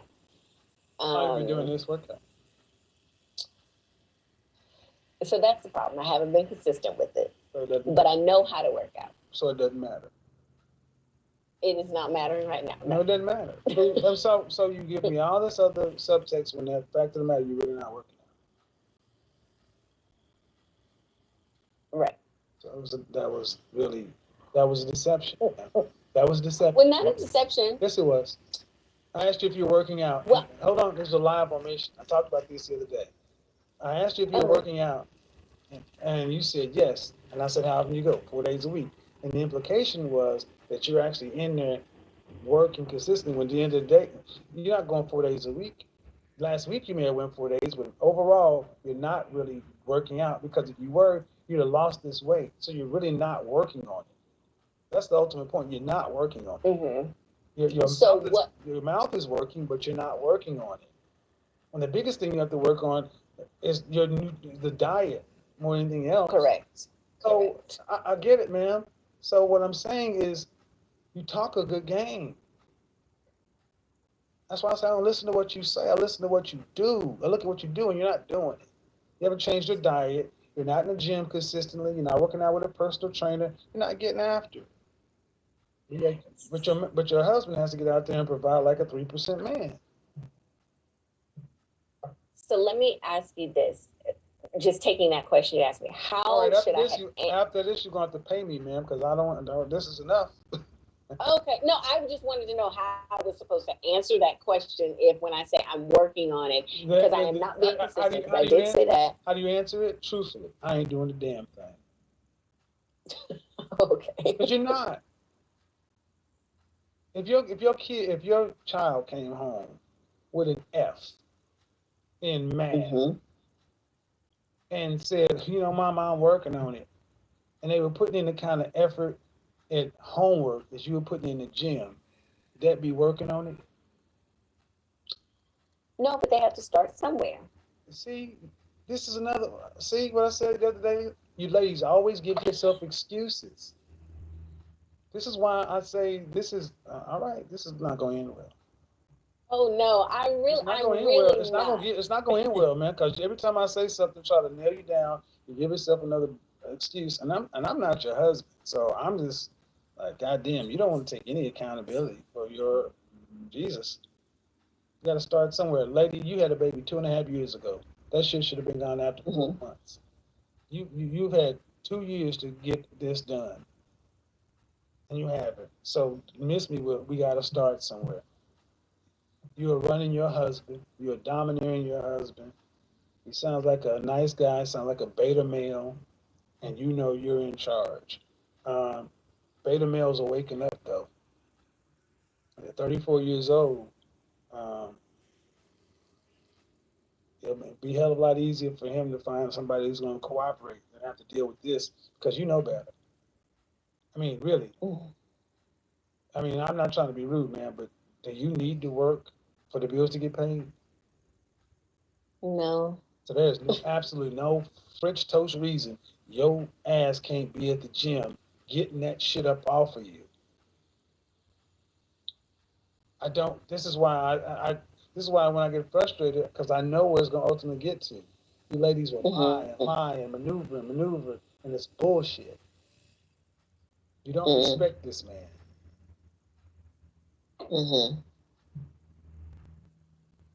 Okay. Well, I will keep in contact, and I'll let you know how the weight loss is going. No, talk to me again. You're gonna pay me. Hell, I don't work for free. I know. I'm only laughing. I was laughing because this wasn't in a life coach setting. Actually, it really was. I did this for content because other people can benefit from it, because I needed them to see the links to which a non-compliant woman will go to be non-compliant while feigning compliance. I got what I wanted to get out of it. You're a non-compliant woman feigning compliance, trying to figure out a better way to manipulate and get over on her beta husband. And I'm telling you, I see this shit for what it is. If he ever decides to see it for what it is, don't be surprised if you get hit with them papers and he end up with Becky. Because you had plenty of time to get your shit together, but you just didn't respect him or value him enough to do it. But like you said at the beginning, if he hit you with papers, you would have your ass in the gym because you know you'd have to go get another job, which is a man. So miss me with the fact that you don't know. You would know real quick because there'll be a consequence. This is why you got to give women consequences, gentlemen, because if you don't, no offense, ma'am, but you have children. If you don't give kids consequences, this is the kind of behavior you get. That's ridiculous. You shouldn't get that. Man, he should not have to go through all this with his wife. You should not have to. You should be giving her the best you got. That's sad. It's really sad. Okay. I don't mean, you know it is, so you know it is.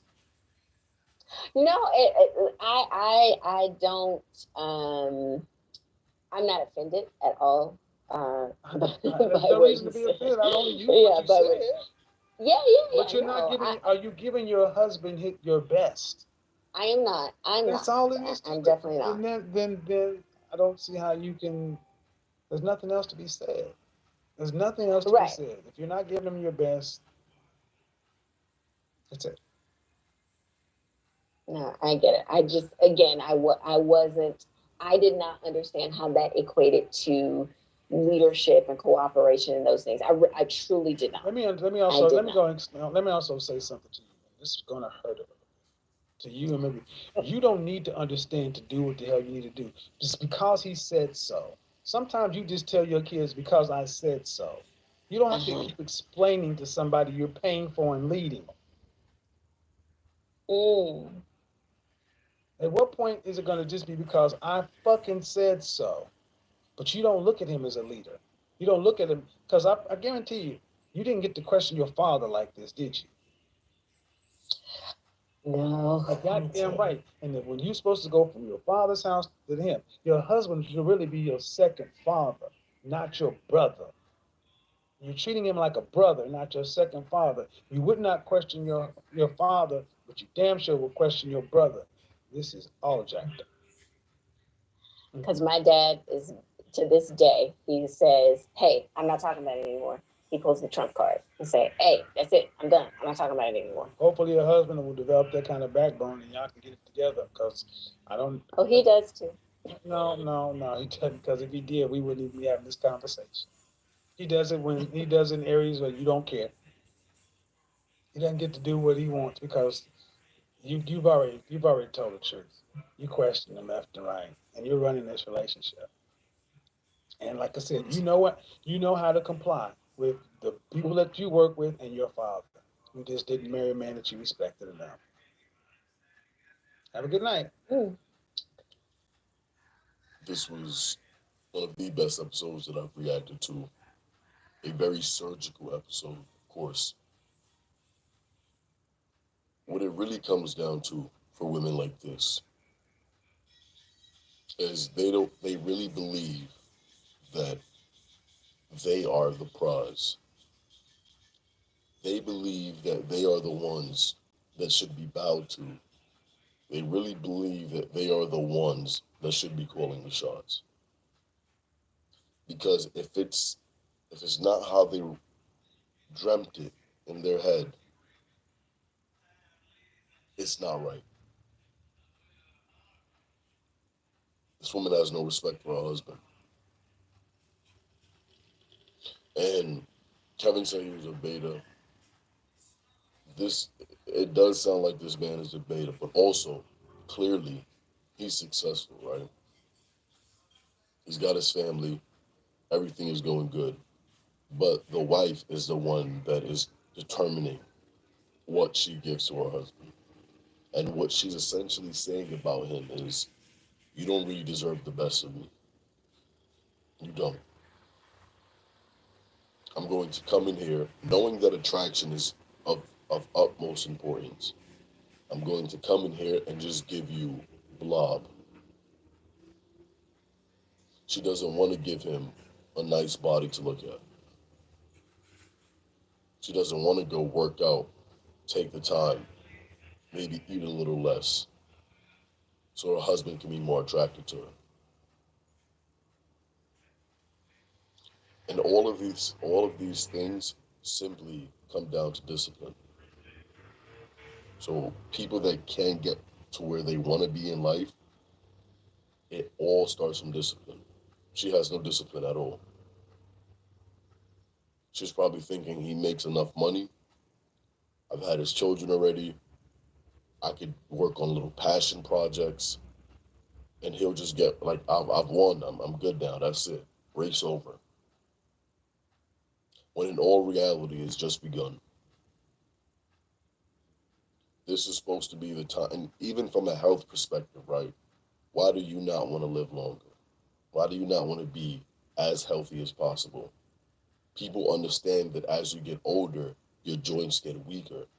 So you should be taking the weight off of your joints, not adding to them. All of these things are clearly not important for her. So not only is she not doing it for herself or doing it for her children to be there to see them grow up and eventually start their own families, she's not even doing it for the husband that is taking care of her now, providing for her and the family, and is an attorney that goes out to business meetings and you know, speak to people in public spaces.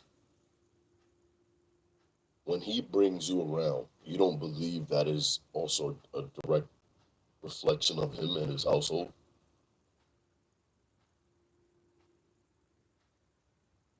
He walks in there, has all his stuff together, and then he's trailing behind a woman that's built poorly.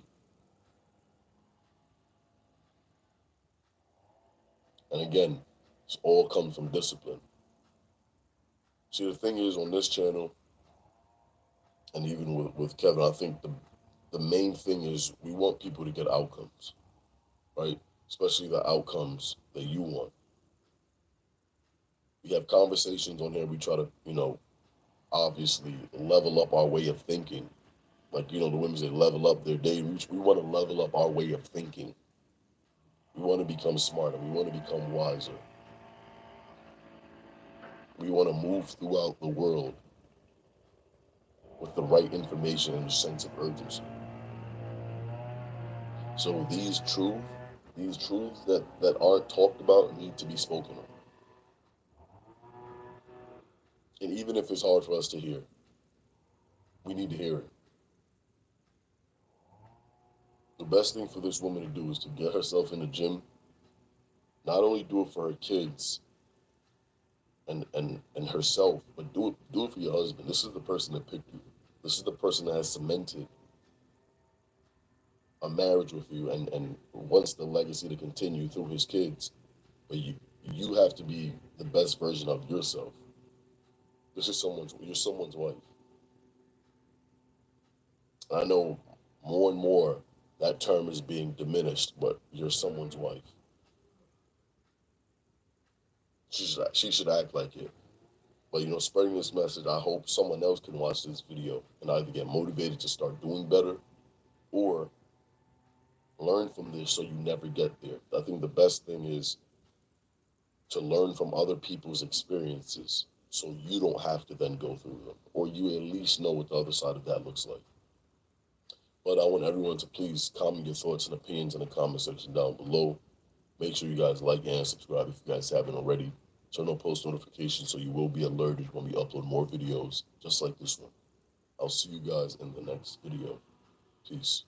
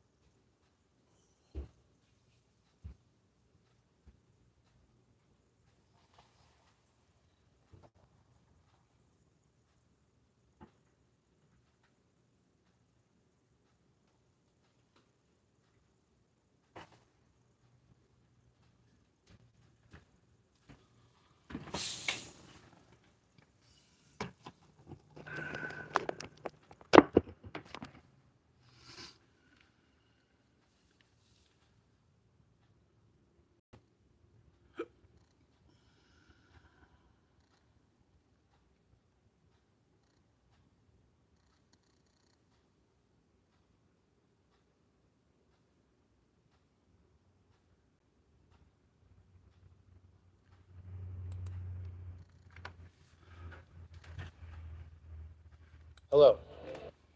My name is Adam Ferrari, the Chief Executive Officer of Phoenix Energy. I look forward to you joining us at our next investor webinar, where you can drill deeper into our 9 to 13% annual interest rate.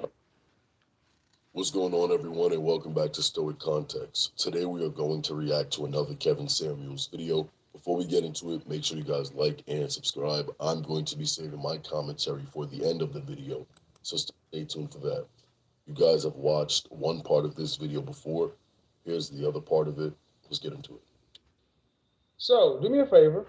Go ahead and introduce yourself to everybody.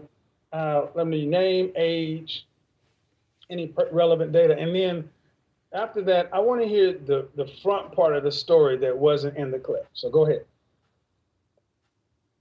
Hey, y'all. I'm Blue Jasmine. I don't know if many of you know me. I've been doing skits. I've been like an online entertainer for like about 2 years already. And yeah, this clip happened at 8 at the Table.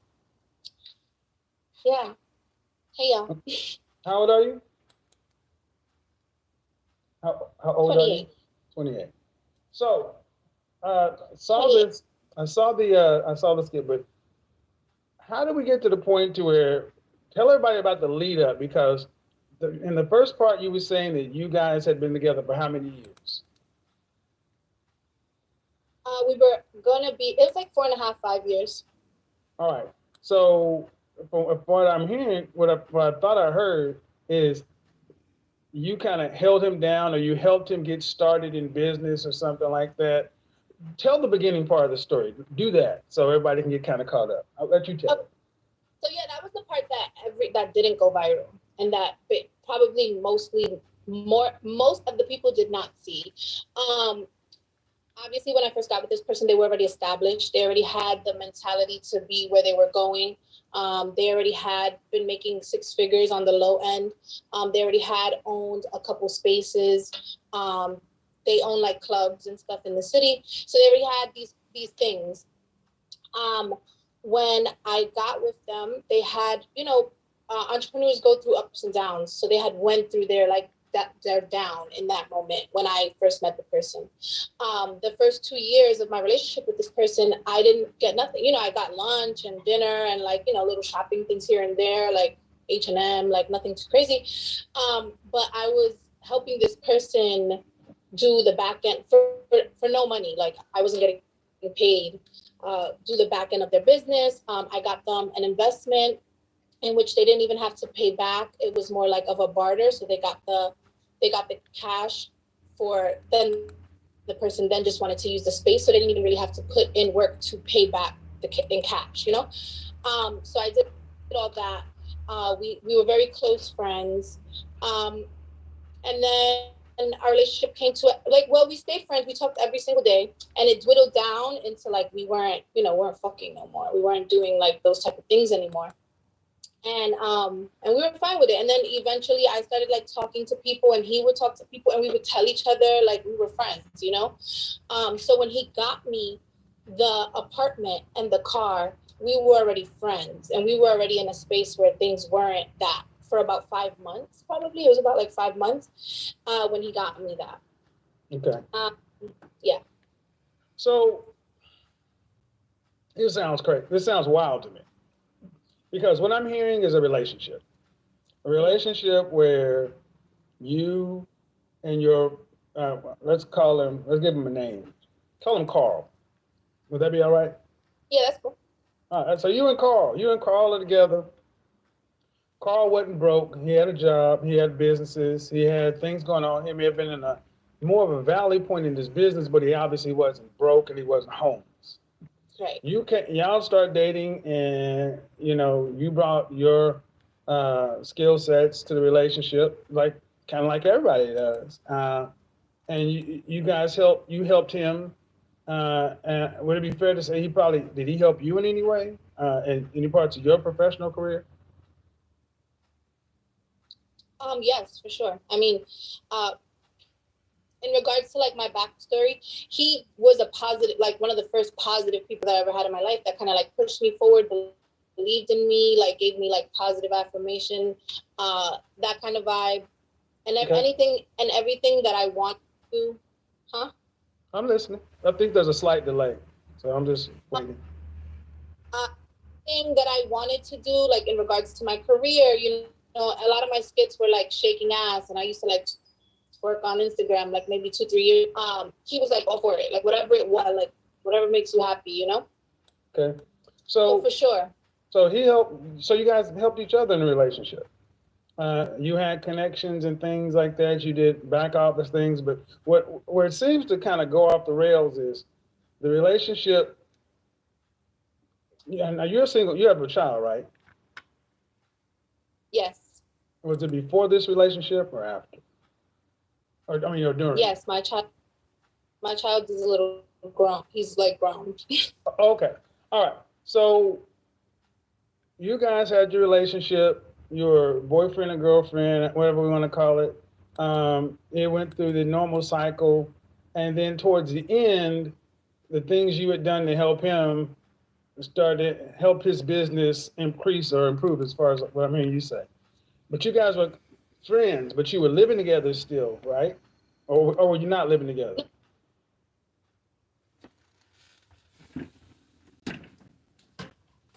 This brilliant device keeps your home cool in summer, even during heat waves and power outages. It's smaller than a lunchbox, cools any room within 3 minutes, and uses 98.7% less energy than your AC.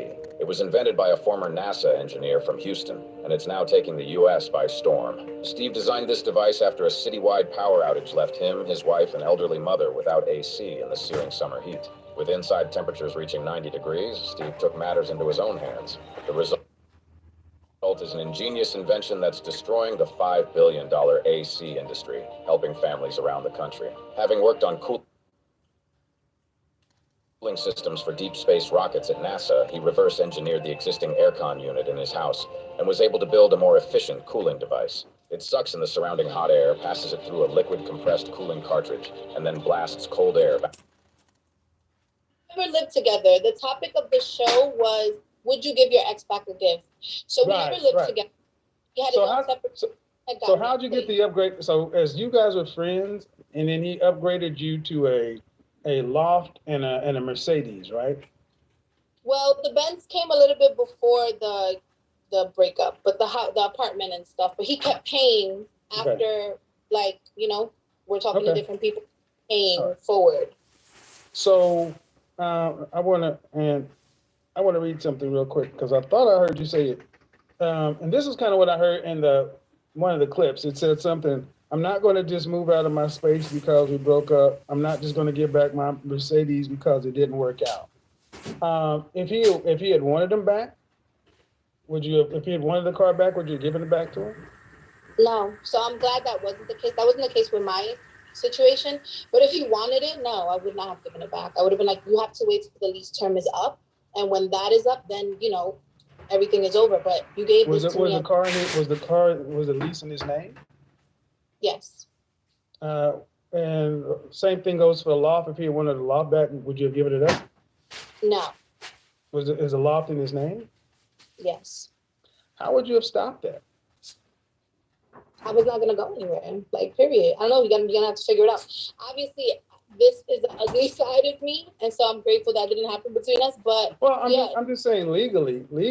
I mean, I'm not passing a judgment either way. I'm just kind of curious as to the mindset. It's like, you know, because see, I often hear women say this kind of stuff after an engagement breaks up. They don't feel like they should give back the engagement ring, but legally, it's a gift given in the contemplation of a marriage. It's a conditional gift. Legally, you can't keep it. You're not legally required. So in your case, it sounds as though he didn't ask, but you're saying if he asked, you would have fought him for it. Of course. At least the first like 3 to 6 months.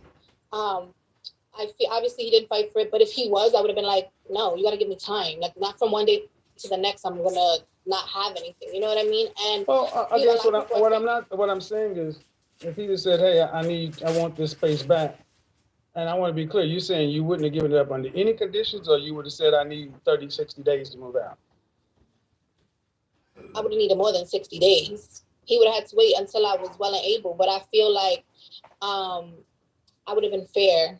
And 3 months is expected, and I feel like 6 months is like really Expected by whom?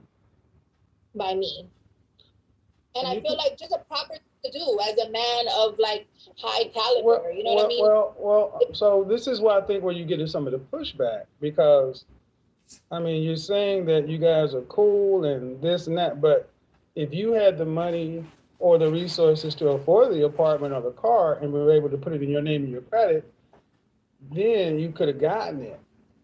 Because I heard what you say, he increased my lifestyle. And I heard people say, yeah, but that was while you were together. But after you're together, I mean, you still want this elevated lifestyle, and it's now you are sounding entitled. Because if he'd have wanted it back, you said I wouldn't have given it back, and it would have been wrong for him to ask. I mean, let me reframe that. If he wanted to have sex with you, would you be wrong to say no after you broke up? Would I be wrong? Would I be wrong? No. Yeah. Yeah, I didn't give him my pussy as a gift. I didn't say, here's my pussy for Let's do me a favor. Let's keep the language kind of PG, okay? I don't know how you want me to say it, but I didn't have sex with gift. You know what I mean? It wasn't a gift. But I'm not saying you did. But okay, hold up. I'm not saying you did. I'm just asking you to put yourself in another situation. You're saying that, you know, that would have been the right thing to do. So I'm saying, well, let's flip the script. Let's change the positions. If he would have said, you know what? I wasn't used to having such good sex. You rocked my world. You changed everything about me. And until I can get somebody who's as good or better than you, it's only right that you allow me access to your body when I want it, at least for the next 6 months. How does that sound? No, that's ridiculous to me. Well, but see, but I need you to understand that's how. My dad is amazing. He's unique and he's special. He always took care of me and made sure that I had everything that I needed. And now that he's 75, he needs a little bit more help than he used to. I'm Olivia, 43 and single, and I'm taking care of my dad, James. Before I found Entire Care, my life was really hard, balancing work, his care, and all the uncertainties. So I felt alone and uncertain about the future. When I was volunteering at this fundraising event, I met this lady that told me about Entire Care. And life now is amazing. Finally, I can be present for him without worrying if he's properly cared for. At first, I found it hard to say, but the financial support is such a relief. Knowing you can be the best caregiver you can be without having the fear of ending up in poverty is truly life-changing. I just wish I would have known about this sooner. People really need to know about Entire Care and the incredible support it brings. Don't hesitate to contact them if you can resonate with my story. They will help you as well.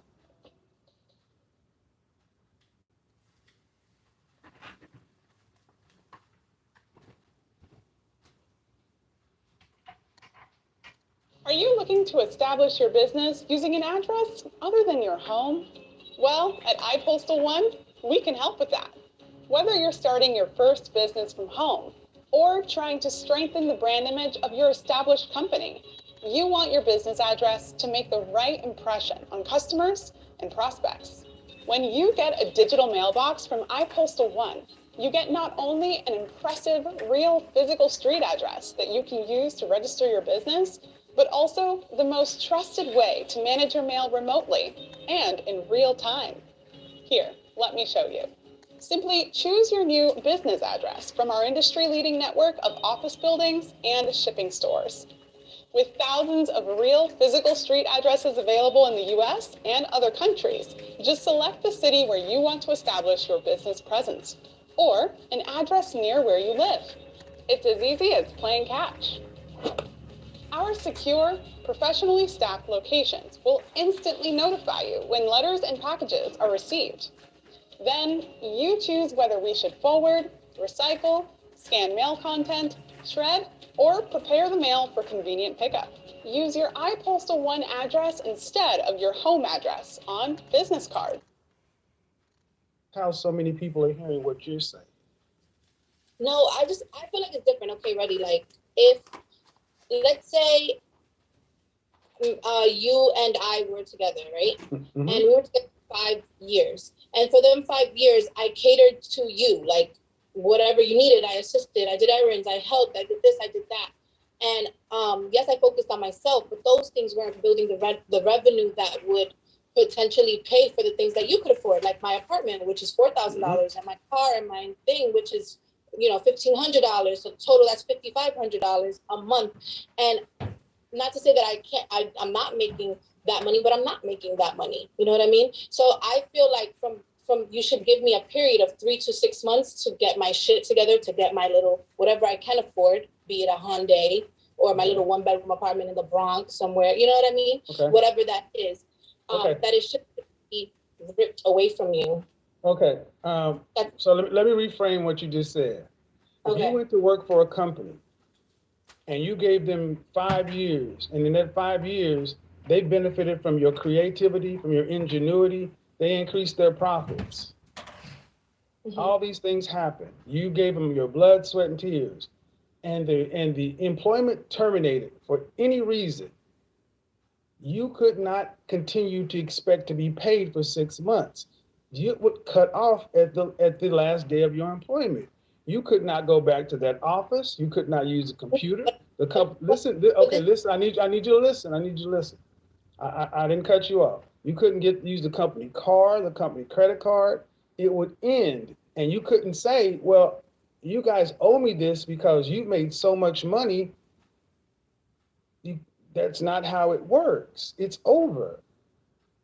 Do you accept that? Do you accept that in the work world? First off, do you accept that in the work world? That's how it happens. The reason I don't accept what you're saying is because in the work world, unemployment. So because unemployment is not paid by unemployment is not paid. First off, unemployment is not your full salary, and it's paid through the state, and you have to qualify. If you get terminated for cause, you don't get unemployment. It's a grace period. If you lose something, you have a grace period. If you get terminated for cause, you don't get unemployment.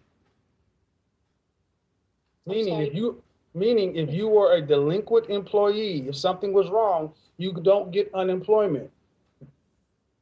I worked in corporate America. I was a manager and a vice president. I went and studied, I worked closely with HR. Everyone does not get unemployment. You have to listen, you have to work for a certain amount of time to qualify for a certain amount of unemployment, but it's a fraction of what you get. But the bottom line is not even about unemployment. The point is you're still getting the same benefit as if you were in an active relationship when it's over. So when I asked if he could actively have sex with you, that would be ridiculous. It would be no more ridiculous than someone expecting to get full benefit of a company when they've been terminated or when they quit. We had one person significantly change their telomere length within 4 days. And that is a quantum phenomenon.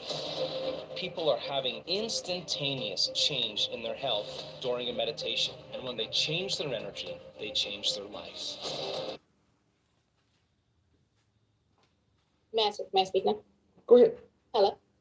I'm here. I was no longer getting full benefit. It was just partial. The home and the car. I was not getting my hair, my nails, my trips, my shopping, my whole entire life anymore. It was just whatever left of it that I had because, that was what I was stuck with, the home and the car.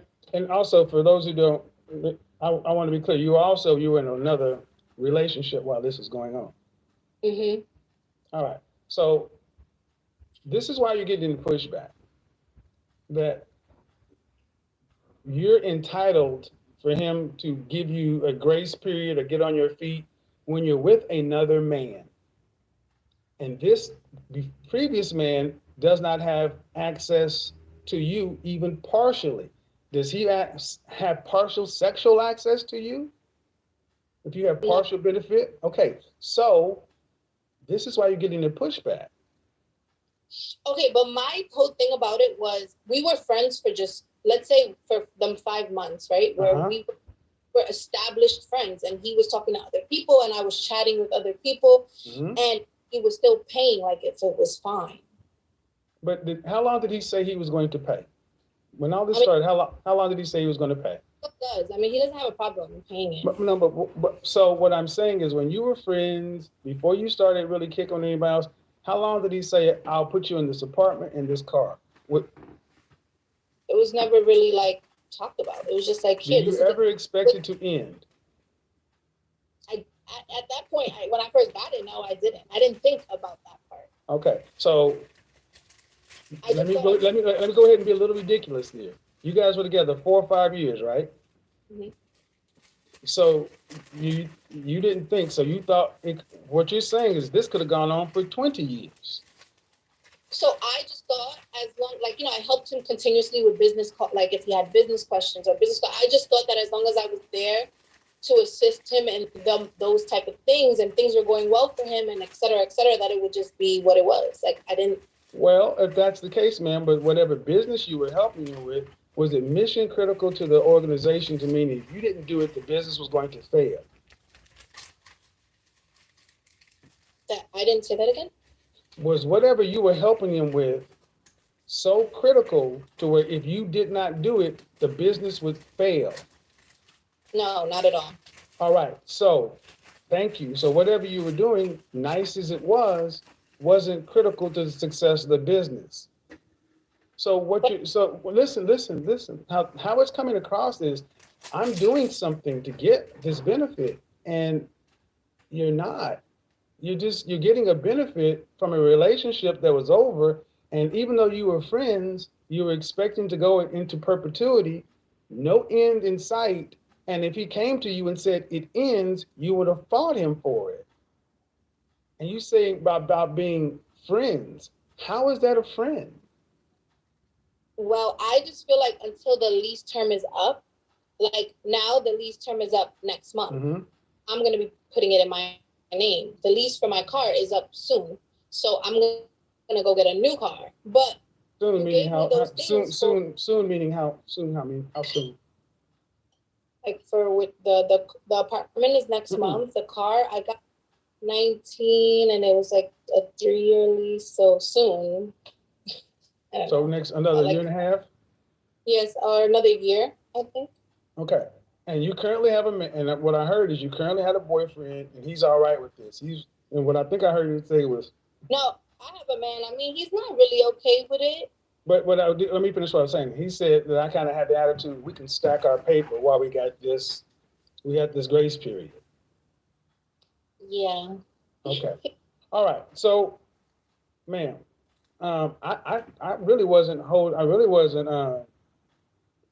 passing any kind of judgment, but I got to ask, as a woman who has a son, they ask you, how would you feel if a woman with your son, you said if he had enough money to take care of it, I'd be cool with it? Does that still stand?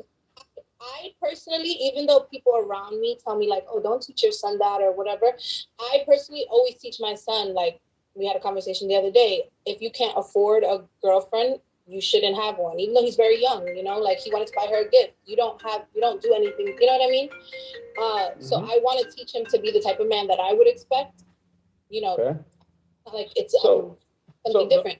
So if my son was to sign a contract for 2 years to put a woman in a car, like I'm getting this gift for you, it's for 2 years, and their relationship doesn't last those 2 years, if she doesn't cheat, call the police on him, do anything to like degrade his character or him and bring him down, I feel like it is his responsibility to stick to that commitment. You made that. You should have never put that woman in that car. You should have never signed. Okay. Hello, my name is Adam Ferrari, the Chief Executive Officer of Phoenix Energy. I look forward to you joining us at our next investor webinar, where you can drill deeper into our 9 to 13% annual interest rate bond offerings and see how our company has become an emerging leader in the oil and gas industry.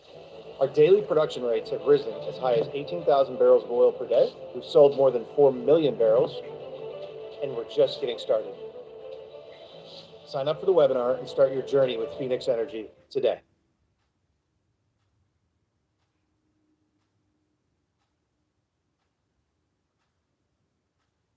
You and I were both lied to since childhood. We were told, since we were her age, that we had to save up cash to get started into real estate.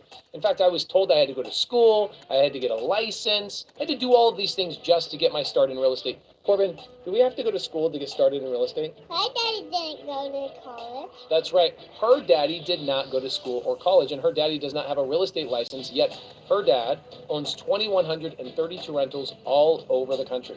Not one time did I get a bank loan. Not one time did I use my credit. I didn't have to have a W-2 to do any of these things because I use Creative Finance. Creative Finance gave me the life of my dreams. I'm here in Montana at a property I bought with $1 down. No credit check on seller finance. You guys want to learn how to do this? You don't have to have a license. You don't have to have experience. You don't have to have cash or credit. That's what I wanted to ask you about. So I want you to pay attention to what I'm about to say. Mm-hmm. You said that basically, if he signed it, he should have been able to foresee any potential consequence. Basically, don't sign it if you're not going to live all the way up to it. A million. Okay, all right. So if he were to get married, he met a woman and then married in 30 days, you still would expect him to pay for it? You're going to have to take it up with your wife. I'm going to take it up His with wife your is going to say no. His wife, who's his legal wife, I'm asking. So what I'm saying is basically the way you've constructed this, man, is you're right. He needed to, first off, you said that as long as she doesn't cheat, this and that, you're going back between friendship and relationship. The way you said it, you guys are friends. So you got a whole relationship and you're kicking it with somebody hard who you say you put above everything else, including this guy. But you're holding this guy to a standard of, you got to still be my friend that you signed this contract on, but you're not being a friend. If he said, I don't want to do this anymore, you said you would fight him. I would. I don't take that back. I would. I feel like me, even as a woman, if I had, like me and my friends, we trick on each other all the time. Like if I'm in the store, I see something. So me as a woman, if I was a man and I wrote I just feel like it's right. Like it's the correct thing to do. You should never. It's the correct thing. So basically, hold somebody strictly to the letter of the contract, because he signed the lease for a car. He didn't get the legal lease was between him and the leaseor. You were nowhere in this deal. He just let you use it. The insurance was under my name. The registration was under my name. Okay, but the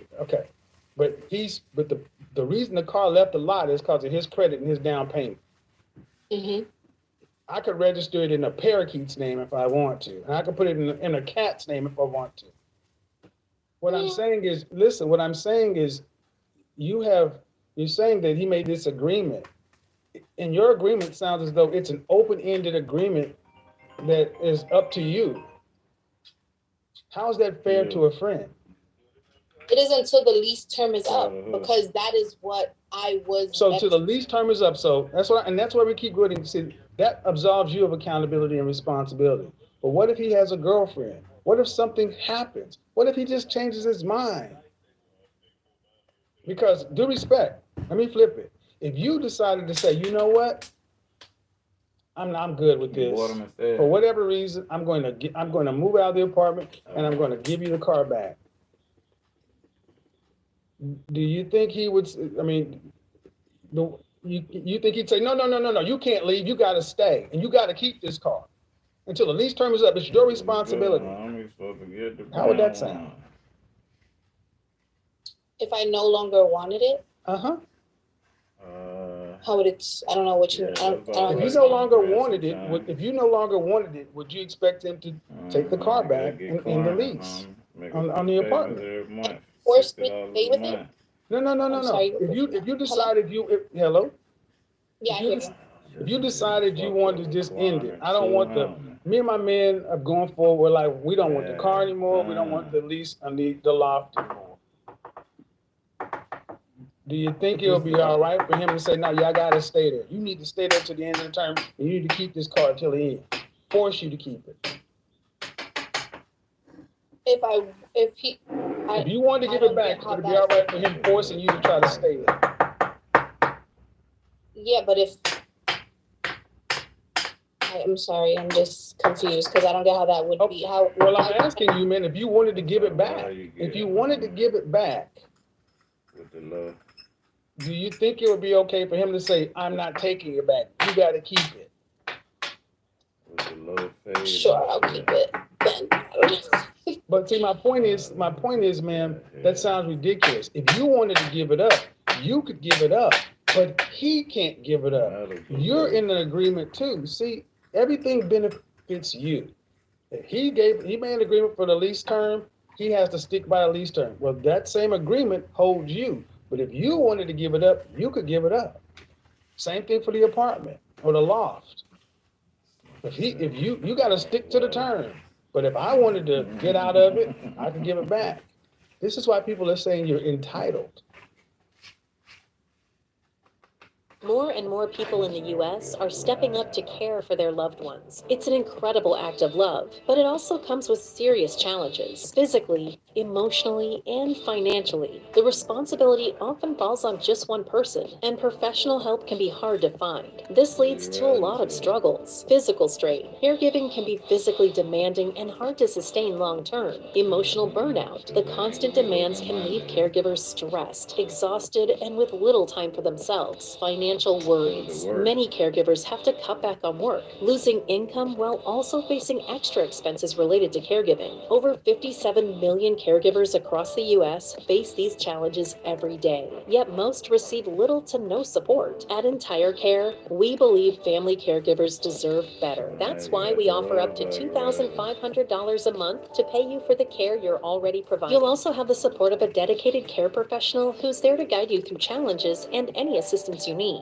With Entire Care, your loved one can stay comfortable at home and you can finally get the financial support you deserve. If you're caring for a loved one, don't wait to take action. Get paid for the care you provide. Visit entirecare.com today.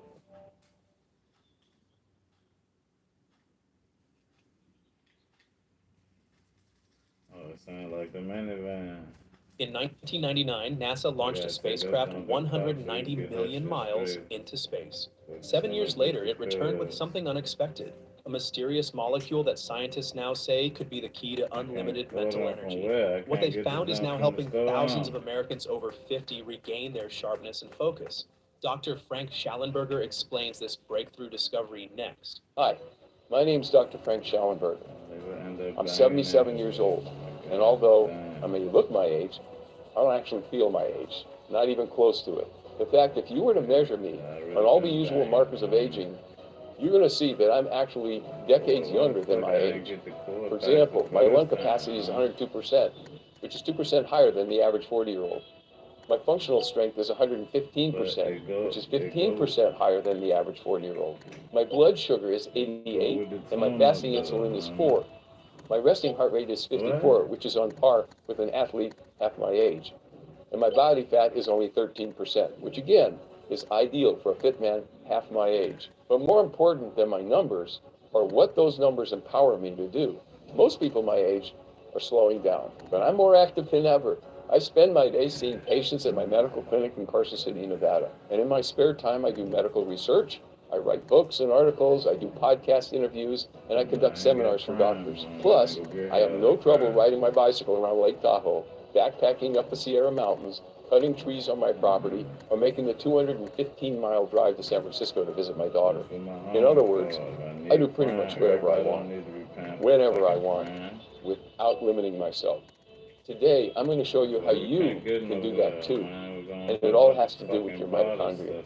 Again, my name is Dr. Frank Schallenberger. I am a board-certified doctor in anti-aging medicine, and for more than 40 years, I've been helping older patients feel younger and more vital by improving their mitochondrial function. Why? It's because healthy mitochondria, and lots of them, are the holy grail of optimal aging. Your mitochondria determine whether you spring out of bed, ready to tackle anything, or whether you feel like you're starting the day with no gas in the tank.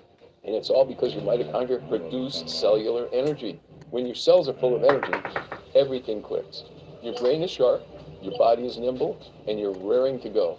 The more energy in your cells, the younger you feel.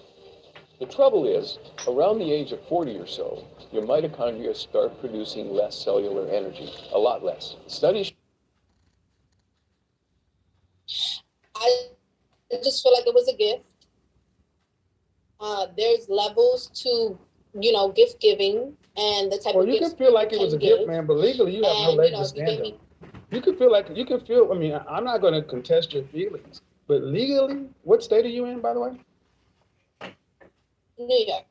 You have no leg to stand on. If he wanted that car back, that wouldn't be a doggone thing you could do. If he could actually send the sheriff to pick that car up Monday, and you couldn't say a doggone thing. Huh? Long story short, they're gonna have to catch. They're gonna have to catch me. No, they don't. No, they don't. Because every car, listen, man, every car that has a leak, they have remote kills on these cars. And then and today, the unit you're in, you're not on it. You don't even have squatters' rights in New York. You'd be forcibly evicted by the sheriff in 72 hours. Your property would be on the street. They would forcibly come in, remove your stuff. Remember Beyonce to the left, talk about get your stuff in the box. You have no, I'm just letting you know, ma'am, you have no legal leg to stand on. So you saying you'll fight him sounds good to everybody else, but it's a court case. And you have no legal standing. It's not yours. Thank God it's because they can't kick nobody out until August. Just no, ma'am. See, the thing is, they can put you out because you're not a lease. So you're not on the lease. You're effectively you're a guest. See, you have no legal standing. No.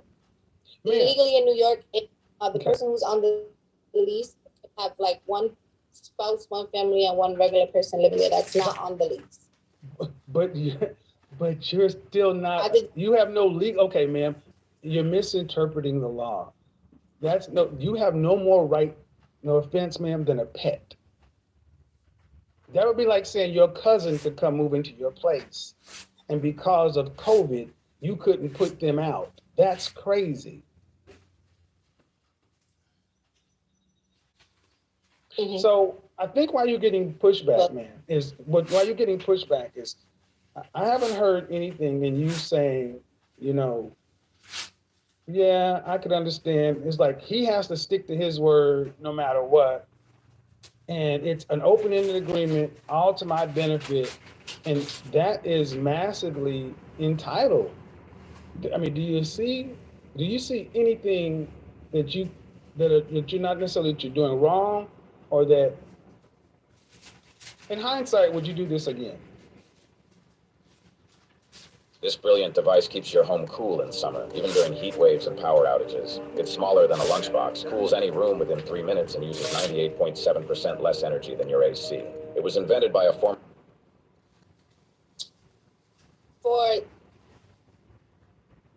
this long period, like a year time frame, I mean, you don't have a problem with bills, but I do still want to stick up for all girls. Like, let's say I was to get with a football player, or just a millionaire person and stay with them. And this is a skill that I can't learn or help them. So I'm no true benefit to them. You know what I mean? Because they have their own talent, their own skill that has nothing to do with me. And I was to live a lifestyle for 4 years, 5 years. And then we broke up for whatever reason, and there was no foul, no harm in between. Yeah, I'm not leaving this house. You're going to have to... No, ma'am. See, that's where you're wrong. That's where you're wrong. That's where you're wrong. You're leaving. You're leaving because the relationship is over. If there's an engagement ring, you're giving it back, or you're going to end, or you could be sued in small claims court. See, we say a lot of stuff in relationships, but what you're saying is if he elevates my lifestyle and he increases the way I'm doing, I don't just get that. I get that like spousal support, like palimony. So basically, what you're telling men is don't ever do anything for a woman that you're not prepared to do until she says stop. So don't get upset when men don't want to buy anything, don't do anything, buy a purse, buy a pair of shoes, because once you elevate a woman in a relationship, if all women start thinking like you, then when the relationship is over, then women are legally are thinking men are obligated to maintain that. No, it's not really about maintaining it, because like I said, I wouldn't expect the bags, the shopping, the trips. It was just my home and my car. Those are my basic. Those not. Oh man, see, ma'am, you keep saying it's just. It's not. It's just. You said you can't afford to pay for it, so apparently it's substantial enough that you can't do. Rather, he has a see what you're doing. You're just still spending his money. It's not your money. You got the benefit being in the relationship and the friendship, either or. But if the ships end, it should stop. If the relationship or the friendship stops, you're saying I still get it because of all the work I did while I was there. If that's what you want, ma'am, you should have been his wife, not his girlfriend. Then you might have some legal claim. What you're effectively trying to do is get alimony and spousal support for a girlfriend. Isn't that palimony? I know, that's why I called it palimony, but where do you go get palimony in this country? It gets thrown out of court because you have no. Yes, that's the term is called palimony, and it only stands in one state in this country. Most jurisdictions laugh that out, New York being one of them, because you're not giving. See, it would be different, man. It would even be different if you guys had a child together, or. I mean, I would just say most people could even see it differently if you didn't have a boyfriend. You got a whole man. It just sounds like you're using the situation, and whether he's okay with it or not, you said this is the right thing to do.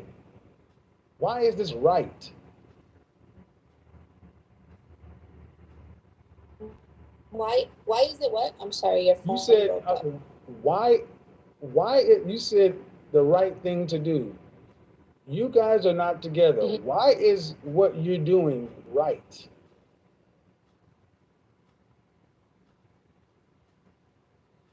The phone is breaking up. Okay.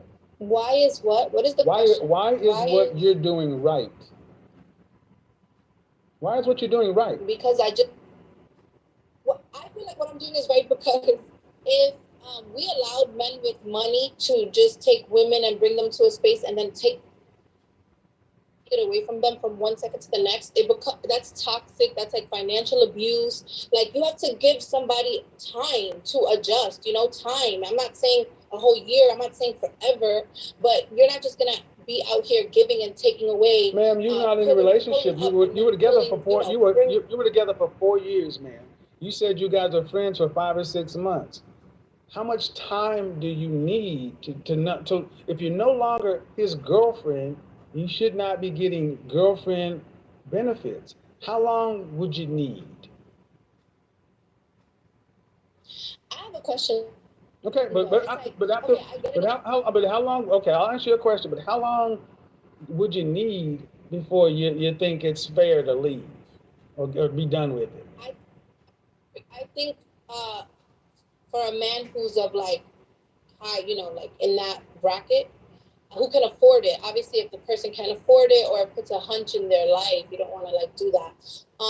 But I think like 3 months is expected if you were truly in a good relationship with this person, and 6 months is like you're being a really nice guy. Like you're like, you're really, really good. But I feel like 3 months is like that's fair. What was your question? My question is, how about if it's like, so he was doing this as a friend. So how about just like men in society taking on the role to assist women and like separate from friendship or sexual relationships? No, like it's called hold on. Are you equal to a man? Equal to a man in regards to? In any regards. Are you an equal citizen? Hello, my name is Adam Ferrari, the Chief Executive Officer of Phoenix Energy. I look forward to you joining us at our next investor webinar, where you can drill deeper into our 9 to 13% annual interest rate bond offerings and see how our company has become an emerging leader in the oil and gas industry. In 2024, Phoenix Energy rose to become the 11th most prolific oil and gas operator in the Williston Basin, one of America's top producing regions. We are now right alongside industry giants like ConocoPhillips and EOG, and plan to continue rising in the rankings. Our daily production rates have risen as high as 18,000 barrels of oil per day, We've sold more than 4 million barrels, and we're just getting started. We hope to see you at our brief webinar. In less than 1 hour, you will learn more about our 9 to 13% annual interest rate bond offerings and the U.S. oil and gas sector. These Regulation D 506E bond offerings are open to accredited investors. Our team will guide you through the details of how to get started. Sign up for the webinar and start your journey with Phoenix Energy today.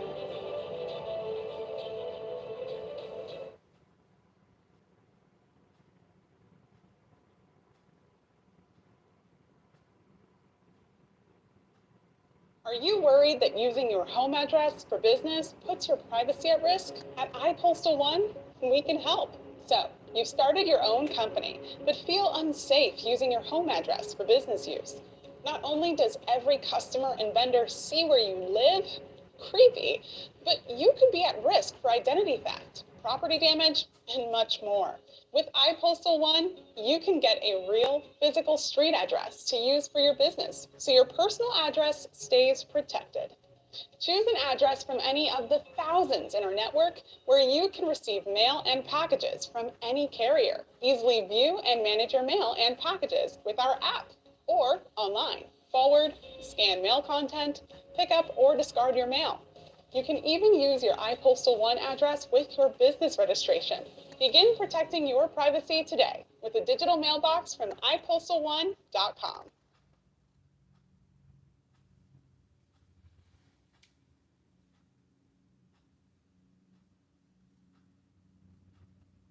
I'm an equal citizen, yes. Do you have equal voting rights?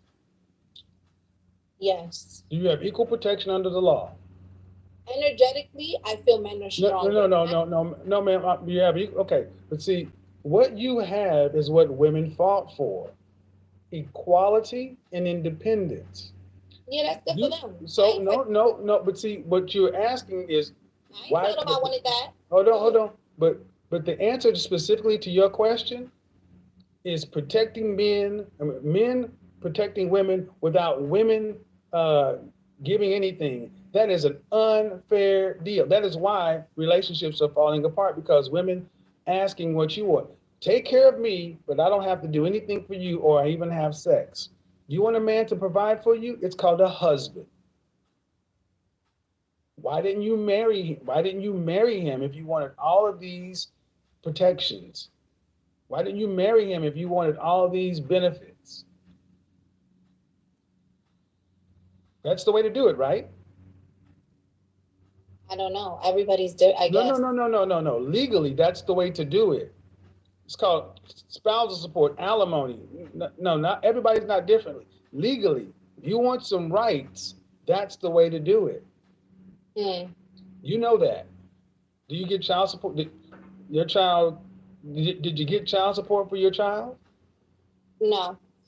Okay. But you know what child support is. Mm-hmm.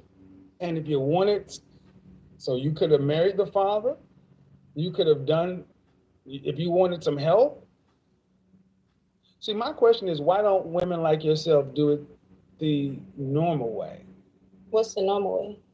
If you want a man to protect you, provide for you, and provision for you, you become his wife. But it don't always got to be like that. And it's obvious because I'm proof of that. Oh, you're proof. You're proof of some things. Proof that this is, that no matter what we give to women, it's never good enough, because now you're asking for men of the society to take care of women and get nothing back. Why should men do that? I don't really feel like getting nothing back. Like, well, you said, why should men protect women, do this or that, and then not in exchange for, and then you said something about and not get sex. What were you referring to? It's non-sexual relationship. Like, let's say you and I, we're close friends, and you're wealthy, or you're in a space where you're able to assist me, and you feel like I deserve that. So you do it. And I feel like, what's wrong with that? Because that breaks the social contract. So I should do this for men too? Men are different. No. I got friends. We're good friends. So I should do it for free. No, ma'am. No. Listen, ma'am. Where you told the story, set it up is I'm just rich, so I got enough money. So I should just take care of you as a female, this guy as a male. It just doesn't matter. I take care of everybody because I've got it. No, I think that it's like I think it's based on like me and you see. Sorry, because I got like stuck real quick. Me and you see things different. So you're like, men and women, they fall for this and they fall for this and they're equal, and that's cool. Yeah, they're equal, but I'm a little bit old school where I do like. No, old school would be a wife. Old school would be a wife. Old school would be a wife. See, old school women wouldn't do what you do. There's no way in the world. Yeah, no, ma'am. Listen, I'm not trying to be insulting, but I need you to listen. You cannot go back and find women 60, 70, 100 years ago who expected men to pay for them when they were in a whole nother relationship with another man. I get it. It's a little different, but it's my life. So it's just like, I can only speak from... See, it's your life, but I find it interesting, some of the words you've used earlier. You started kind of trying to use shaming language, like this is toxic, this is abusive. What you have is toxic entitlement. And it's the height of what's wrong with the feminist movement and modernist theories. You as a woman feel as though a man, just because he has it and you knew him for a period of time, you're entitled to it because he's got it and he won't miss it. It doesn't matter whether he'll miss it or not. It's not yours. See, ma'am, that's akin to socialism or communism, but it only works one way, men to women, a wealth transfer. And my question is, why don't you, okay, that's not even close to being logical or reasonable. I do have a couple of questions though. I saw on your Instagram something about the voice of party girls only. What was it? Are you on OnlyFans? City girls, pretty girls, hot girls. Are you on OnlyFans? Yes, I am. All right, I got a question for you. Is that a good part of your, let me just ask this. What do you think about OnlyFans transitioning into mainstream? How do you think that's going to affect your OnlyFans experience? My dad is amazing. He's unique and he's special. He always took care of me and made sure that I had everything that I needed. And now that he's 75, he needs a little bit more help than he used to. I'm Olivia, 43 and single, and I'm taking... Yeah, I'm just going to figure out another way to hustle it out using OnlyFans. It doesn't necessarily have to be, you know what I mean? I offer more than what. It was just the easiest way to get money, but OnlyFans I can use OnlyFans for so many. So the easiest way to get money, is that always things? I have Airbnb businesses. So let me ask you a question. It's an easy way to get money, granted. But as a conscientious adult, where does doing the right thing come in? In regards to OnlyFans? Well, an easy way to get money, and I'm hearing easy way to get money, and I'm thinking of this situation you have, and it sounds like an easy way to keep a car and a loft, versus getting out there and hustle and get it yourself and take care of yourself, and have your man take care of you as it should be. I think you're defending your point as best as you can. But I really don't think that you believe that this is right, the right way that I don't think you'd want your son doing this. I think it would be honorable if he did it for 3 months. Like I said, 3 months is honorable. You keep saying honorable as if a man doesn't, honorable doesn't mean foolish, man. Where's your honor? Where's your honor as a woman to say this is not right to take from a man when I'm with another man? Where's your honor as a woman? I don't know. That's why I'm the voice of the city girls, the pretty girls, and the hot girls. I guess that's where that comes in. Okay, so are you saying you don't have any honor? I'm not giving the stuff back. It was a gift. The question. I'm asking, ma'am. I'm not questioning that. I'm just simply asking you. You mentioned his honor. I'm asking you, where's your honor as a woman? I don't know. What, in regards to? it would be honorable to give the stuff back that was gifted to me. It wasn't gifted, ma'am. I asked you. You said it would be honorable for a man to do X, Y, Z. And I'm asking you, where does honor come into where you move as a woman in all things? When I was loyal to them and I did all the things, that was where the honor came in, and that's why I deserve the things that I received. Mm-hmm. And I feel like you deserve those things in perpetuity until you decide they should end. But he can't decide when they end because that would be dishonorable. I'm sorry, you broke up. You deserve them in perpetuity until they end, but because that's honorable, but yet he can't decide when they end because that will be dishonorable. All right, Jasmine, 3, 2, 1, you're in. Hello. Hello. Hi. All right. Phone charged up? I'm on the computer now. All right, cool. Do me a favor. Your head's a little bit cut off, so you might want to. There we go. So I was saying that I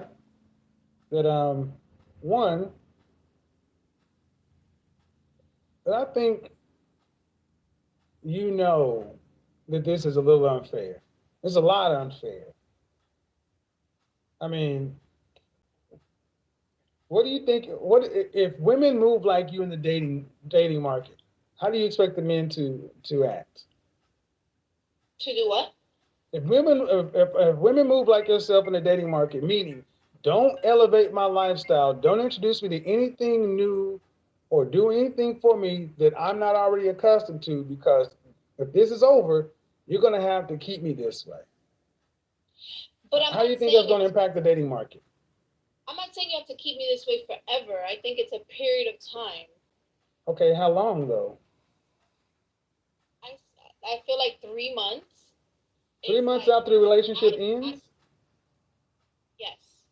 I would expect 3 months, but I feel like 6 months you're being like you're a really good guy. You were to do so. But 3 months, like something like you have to do this, or make your life hell. Oh, make your life hell? You want to make my life hell? I got lawyers and I got knee breakers. I got shit for people like you. If me and you have no bad, why you rather pay lawyers than help me? No, I got other folks that would make sure that you wouldn't make my life hell. And I got them folks too. But see, that's the point. We don't need to go to that. You just make sure that you go do what you gotta do and I do what I gotta do, because it ain't that. See, that's not healthy. But when you decide to try to go violent against the man, you expect the man to just take it? No, I got shit too. But what's the point? See, my stuff is my stuff and your stuff is your stuff. And let me ask you a question. That's not going to be a fruitful conversation. How does this work out? Do you get a certain amount of months per the amount of years you involved, or what? Do you get what? Repeat that. How does that work out? How does the math work out? You get 3 months for how long do you have to be involved with somebody before you get 3 months minimum? 6 months. If I'm not married, but if I'm in a relationship with someone for 10 years, you're not giving me 3 months. Like, you're gonna have to. But we're not talking about marriage. See, I asked about marriage. No, I didn't mean marriage. I'm sorry. I didn't mean. But I asked about marriage earlier because that's normal. That's how we know how to deal with stuff. But the situation you talk about, where does 3 and 6 months come from? How long of a relationship are we talking about? This Japanese trick with orange and cinnamon will stop your blood sugar spikes for good within 36 to 48 hours. A study from our lab, independent of Big Pharma, has shown that type 2 diabetes is a direct consequence of a deficiency of just one single mineral in your body. This mineral directly affects the functioning of the pancreas, which makes insulin. Did you know that what's forming around your pancreas right now could be sabotaging your health every single second? Believe it, blood sugar imbalance is completely reversible. You might not realize it yet, but the real cause of type 2 isn't directly related to sugar, carbs, or even age. I know this. Why am I living this nightmare at home? Everything started with my wife, who was taking her daily doses of insulin and metformin, yet her glucose levels were totally out of control. There was a moment I decided to search for answers. And that's when my own research, completely independent and with zero ties to the pharmaceutical industry, led me to a discovery so disruptive I was eventually banned from working in the US under pressure from powerful corporate lobbyists, all because I uncovered the truth. They don't want you to know. Type 2 is caused by a silent barrier of toxic cells forming in the pancreas. This invisible accumulation blocks insulin production and prevents your body from balancing. I feel like for the time period that I like 3 to 4 or 5 years, 3 to 5 years, I feel like 3 months is good. Like now, if I'm with someone for 10 years, like you're gonna have to give me a year, because if I dedicated my life to you for 10 years and you were the breadwinner and you never, like, a lot of times men, when they Does that happen even if you leave? if I have money and he leaves? No, if you leave the relationship, you get this payout. It's if it's like an even kind of thing. Like if I leave, it's because I should have a plan ready, right? No, what I'm asking is if 80% of divorces or breakups are initiated by the women. So what I'm saying is if you leave the relationship after 5 or 10 years, do you still get paid out? I think it's a case by case. I think it depends. Like if he cheated on me and I left him, you did wrong. You know what I mean? What you're basically talking about is having no fault divorce for boyfriend girlfriend situations. That's what you're talking about having. You're literally talking about palimony.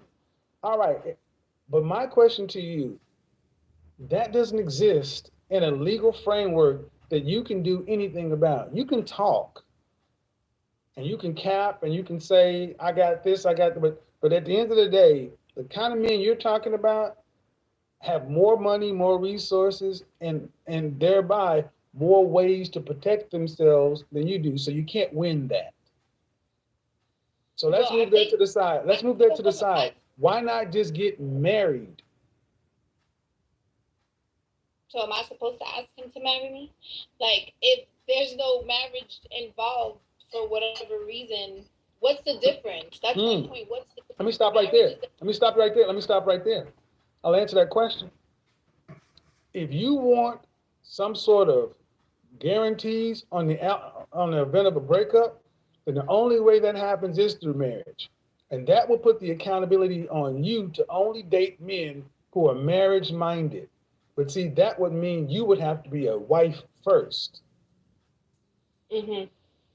The way you have it set up is you can date a man who has resources, and you don't necessarily have to be a wife first in order to be found by a husband, and you still get some sort of a payout on the back end. No.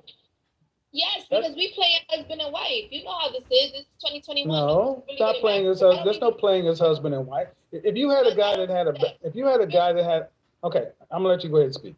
Go ahead. In real life, we out here doing that. Like men expect certain levels of commitment and loyalty and actions that come with being a wife versus being a girlfriend. And yeah, but see, but hold on, ma'am. Let me respond to that. But here's the difference, man. When the relationship is over, all that stops. So do all the benefits of that relationship. That's what happens if you're not a wife. Not if you with me. What? I'm here to say not if you was with me. Like. Well, and see, that's so men need to avoid dealing with women like you if they don't want to deal with this. Because due respect, we haven't even talked about it. You brought another man's child into this relationship. So this man had to be responsible for dealing with you and somewhat provisioning for a child. Mm-hmm. That means he's taking care of one man's responsibility, and then after y'all break up, he's taking care of another man's responsibility. Mm-hmm. Honestly, it would be simple to either not deal with women like you, or if you're going to act this way,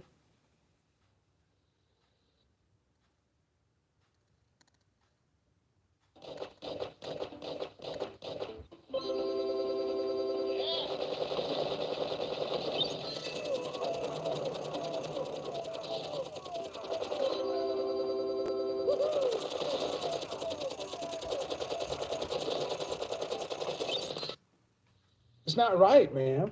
I want to say that other part, but So it's okay. Respectfully, every man that I have been with, while I have been with them, they have elevated during that period of time. And I'm not just saying that. So Well, it's like it depends on the type of woman you are and what you know what I mean? But if they elevated, man, why? I see, they elevated because they're going to elevate anyway. Just like you said, you helped him with his business and things like that afterwards. And I asked you, the things you did, were they so critical that if you didn't do them, the business would have failed?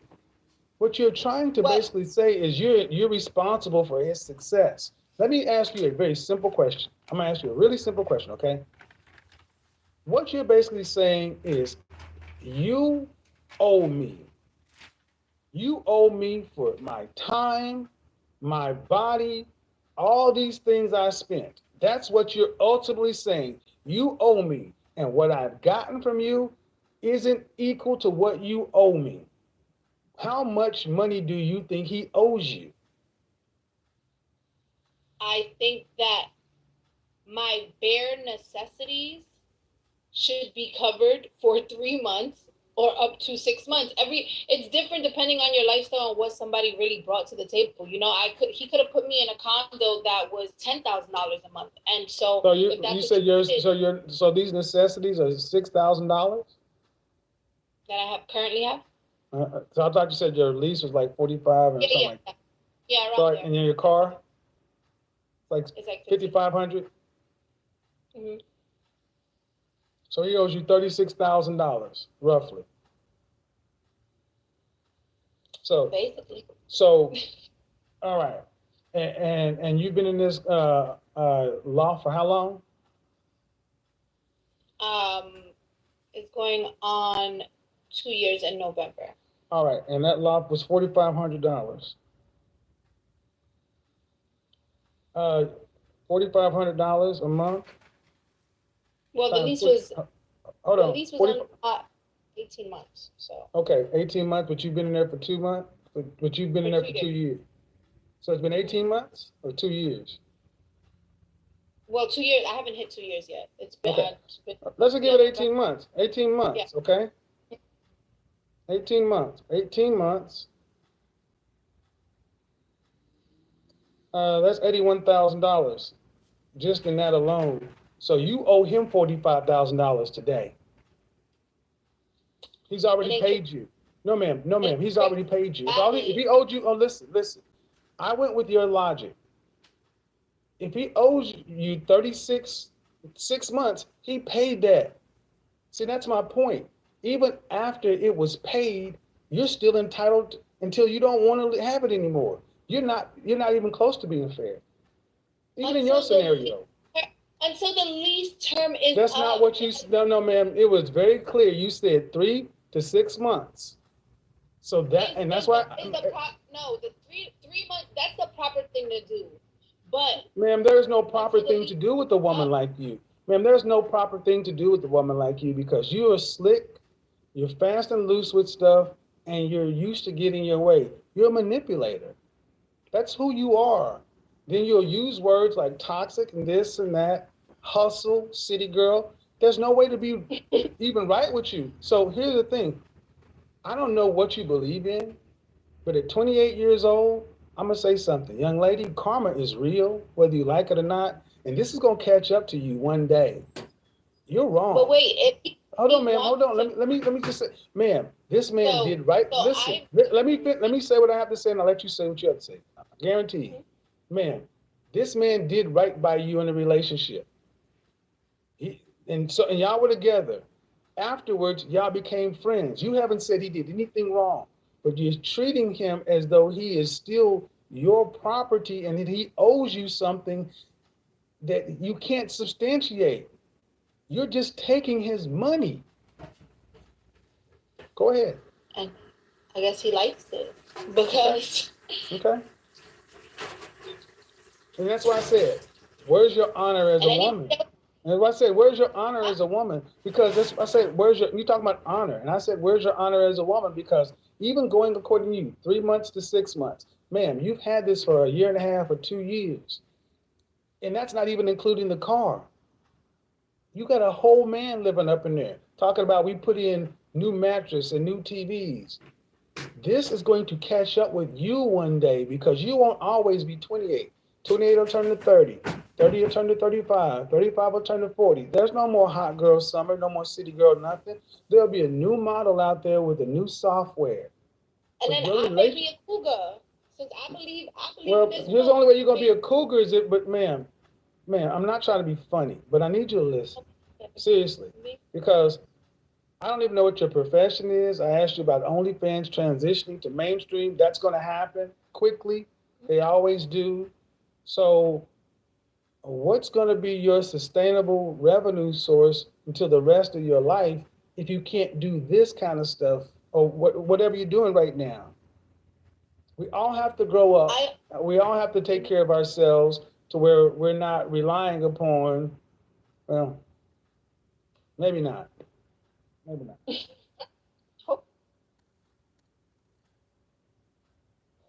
As a clinical nutritionist, I'm going to share with you one of my favorite snacks to help me get through the day, which are these Paleo Valley meat sticks.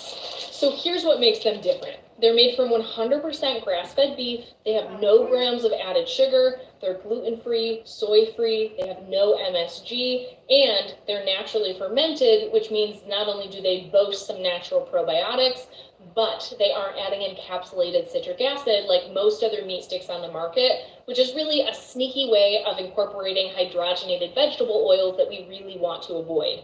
They use organic spices and a variety of flavors so you can find which ones you like the most.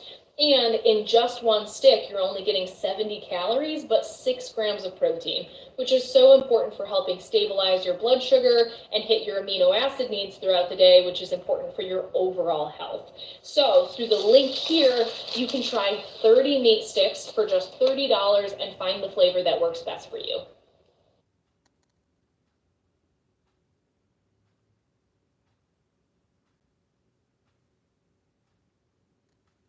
Hi, everybody, and welcome to the Oprah Podcast.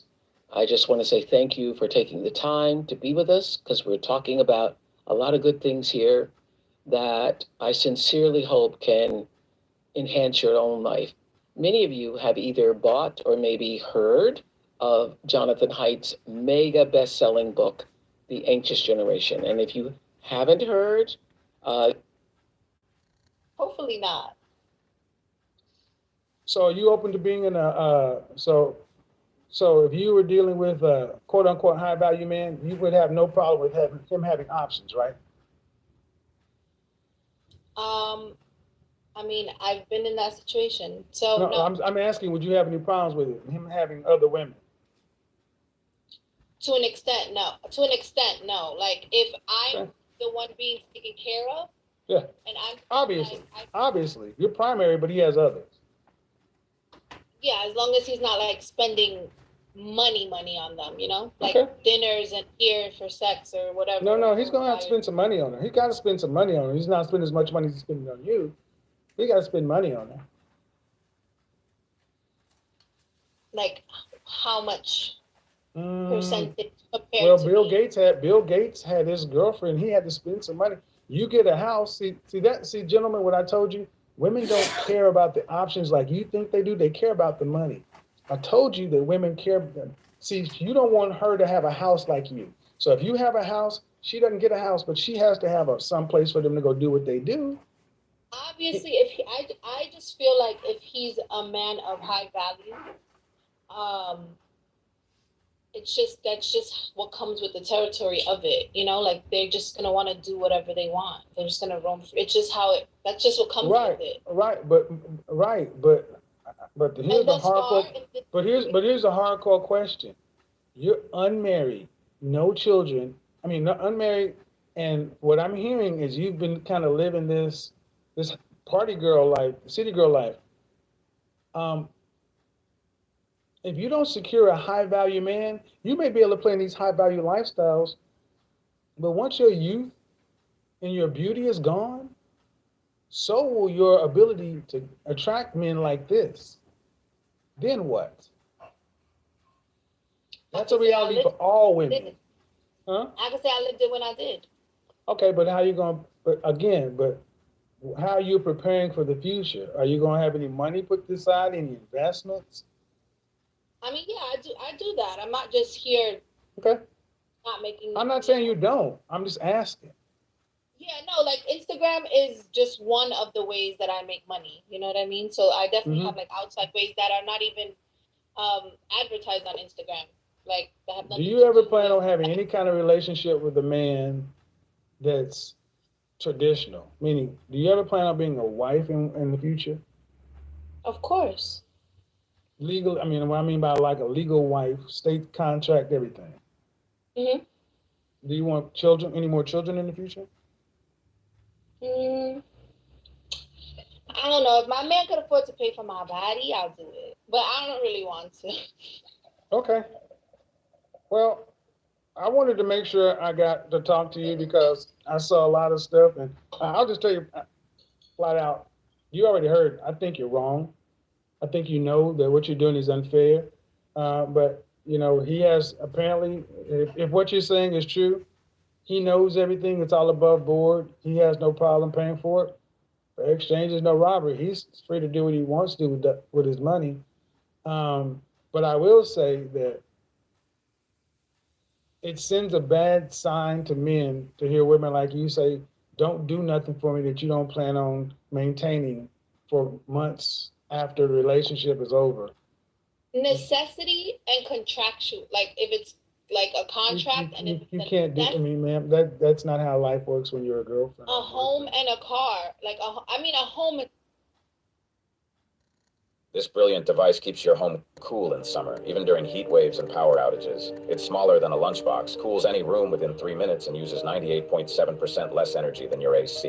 It was invented by a former NASA engineer from Houston, and it's now taking the U.S. by storm. Steve designed this device after a citywide power outage left him, his wife, and elderly mother without AC in the searing summer heat. With inside temperatures reaching 90 degrees, Steve took matters into his own hands. The result is an ingenious invention that's destroying the $5 billion AC industry, helping families around the country. Having worked on cooling systems for deep space rockets at NASA, he reverse engineered the existing aircon unit in his house and was able to build a more efficient cooling device. It sucks in the surrounding hot air, passes it through a liquid compressed cooling cartridge, and then blasts cold air back into the room. Immediately after he turned it on, temperatures in the sweltering hot living room plummeted from 93 to 63 degrees in just 3 minutes. Amazed at the results, Steve put his prototype through controlled testing. His invention cooled down a 400 square feet room by 30 degrees in minutes, keeping it cool using only 2.3% of the electricity of regular AC units. Weighing just 2 pounds, the small and lightweight design allowed the device to run for over 12 hours, recycling the air already generated to create a non-stop loop of cold air that's 99% efficient. It didn't take long before greedy AC companies lined up to license Steve's invention. Worried they would inflate prices and take advantage of homeowners, Steve decided to partner up. especially, you know what I mean? Like, Man, I get what you're saying, but it's not going to work because there's no different than these women who sit around and say, you were in here with another woman, so we got to buy a new bed, a new house, new this and that. They act like men, like money grows on trees. And here's the reality, man. You ladies, you're pricing yourself out of the market. The guys who will deal with that, who have the resources to deal with it, will go get a different kind of woman, a woman who's not so entitled, a woman who's far more humble, a woman who's definitely listen. No, I wouldn't be. Do you think? Oh, let's be clear. Let's be clear, Ma. Do you think I don't know what I'm talking about? I'm not sitting up in a damn. I mean, I've dated men with money. You know what I mean? And I'm a man with. Okay, I'm not going to go there. But look, man, I know what I'm talking about. I know men with money. I'm not. What I'm saying is, unfortunately, they don't marry women like you. They play with women like you. Sometimes. Okay. I hope it works out for you. But tell me the truth, Kevin. There's a lot of men that got money that they're conservative on the outside, but they love that ratchet. You know what I mean? They love a woman who has. Yeah, it's called an escort. It's called a sugar baby, but you're not going to be the primary wife. You'll be on a budget. I'll take sugar baby. I don't know about escort, but. Well, whatever. The bottom line is you're an employee until he gets rid of you. I get it, but the problem is once you age out, it's over. I get it. I got no problem with the sugar lifestyle and all that stuff. But once it's over, it's over. And what you're ultimately saying is It's all fair. And it's cool. I like it that way because then you can't blame anybody for what happens down the line. It's all fair. You were signing up for a lifestyle to where it's kill or be killed. You know the rules of the jungle. Good. Run. But if you get caught, killed, and eaten, don't blame nothing. That's I fair. don't think. They Yeah, I never don't do. think I would. I mean, I come from the bottom, so I mean, anything else is up. Well, I get it, but eventually, and it's hard to go from that to having a traditional, healthy, functioning relationship because that that singular me against the world mentality doesn't tend to make healthy relationship patterns. I mean, it's exciting, And but it's also hard to go from like high value men to like just you keep saying high value. I'm going to say high earning. I'm going to be honest. Yeah. High value men, but high earning. Well, but the problem is it doesn't matter. You going. You and I were both lied to since childhood. We were told since we were her age that we had to save up cash to get started into real estate. In fact, I was told I had to go to school, I had to get a license, I had to do all of these things just to get my start in real estate. Corbin, do we have to go to school to get started in real estate? My daddy didn't go to college. That's right. Her daddy did not go to school or college, and her daddy does not have a real estate license, yet her dad. Going from them to nothing, but you're not getting anything except trinkets and baubles. I mean, if the guy's paying your rent and car, he's doing it. I mean, that's maybe it's a tax write-off. It doesn't matter. But the point of the matter is, it's sending a back. Enjoy it while you can. But I would say this: I get why people were saying what they were saying because not once in this thing have you sounded the least. Not one. What I'm really listening for, man. Like I said, I really haven't tried to be judgmental, but I'm gonna make one judgment. And my gripe with you is not once during any of this conversation have you sounded the least bit grateful. You've been grateful to this man, the situation, grateful, gratitude. You sound as though you owe this to me. No, I am grateful, but we were talking hypothetical if other situations was to occur. So I'm thinking obviously in that battle state. But So if you were grateful and he said, I need to end this now, a grateful person doesn't say, I ain't moving, I ain't doing this, I'm not doing that, you gotta fight me. So you can try to weave that. It's not gonna work. Man, you're not grateful. You feel like he owes you this. So where that grateful person gonna go? Not talk about me because see, that's the point. A grateful person doesn't. Thank you. No, thank you. Ungrateful gentlemen, don't. Thank you. You're still worried about you. A grateful person says thank you for what it was. It's no different than if you talk about religion and the devil tried to bet God. He said, the only reason Job praises you so much is because your protective edge, your hedge. You remove that hedge from him, he'll curse his maker. God removed all the blessings. And what did Job do? He said, we made it. God, the Lord give it, the Lord take it away. But bless the Lord. I'm glad for what I had. You're not sitting back saying, where do I go now? You be thankful for what you have. You don't sound the least bit grateful, which makes people harden towards, listen, man, which makes people think ill of your points, even if they try to understand where you're coming from. There's no gratitude. You still owe. So you feel as if if a woman was to help you build your business in whatever way, and then let's say you were making $300,000 and now you're making $500,000 in a matter of like a year and a half or two difference, right? You wouldn't offer her like a severance package? No. Because first of all, I'll tell you why. First of all, because I'm going to be successful on my own anyway. But let's take it your way. If you want a severance package, you need to be a wife. If you want a severance package, you need to say up front, I'm doing this under the reason, under the express condition that if this relationship ends for any cause, I get a severance package. And then you let me decide whether or not I need your help.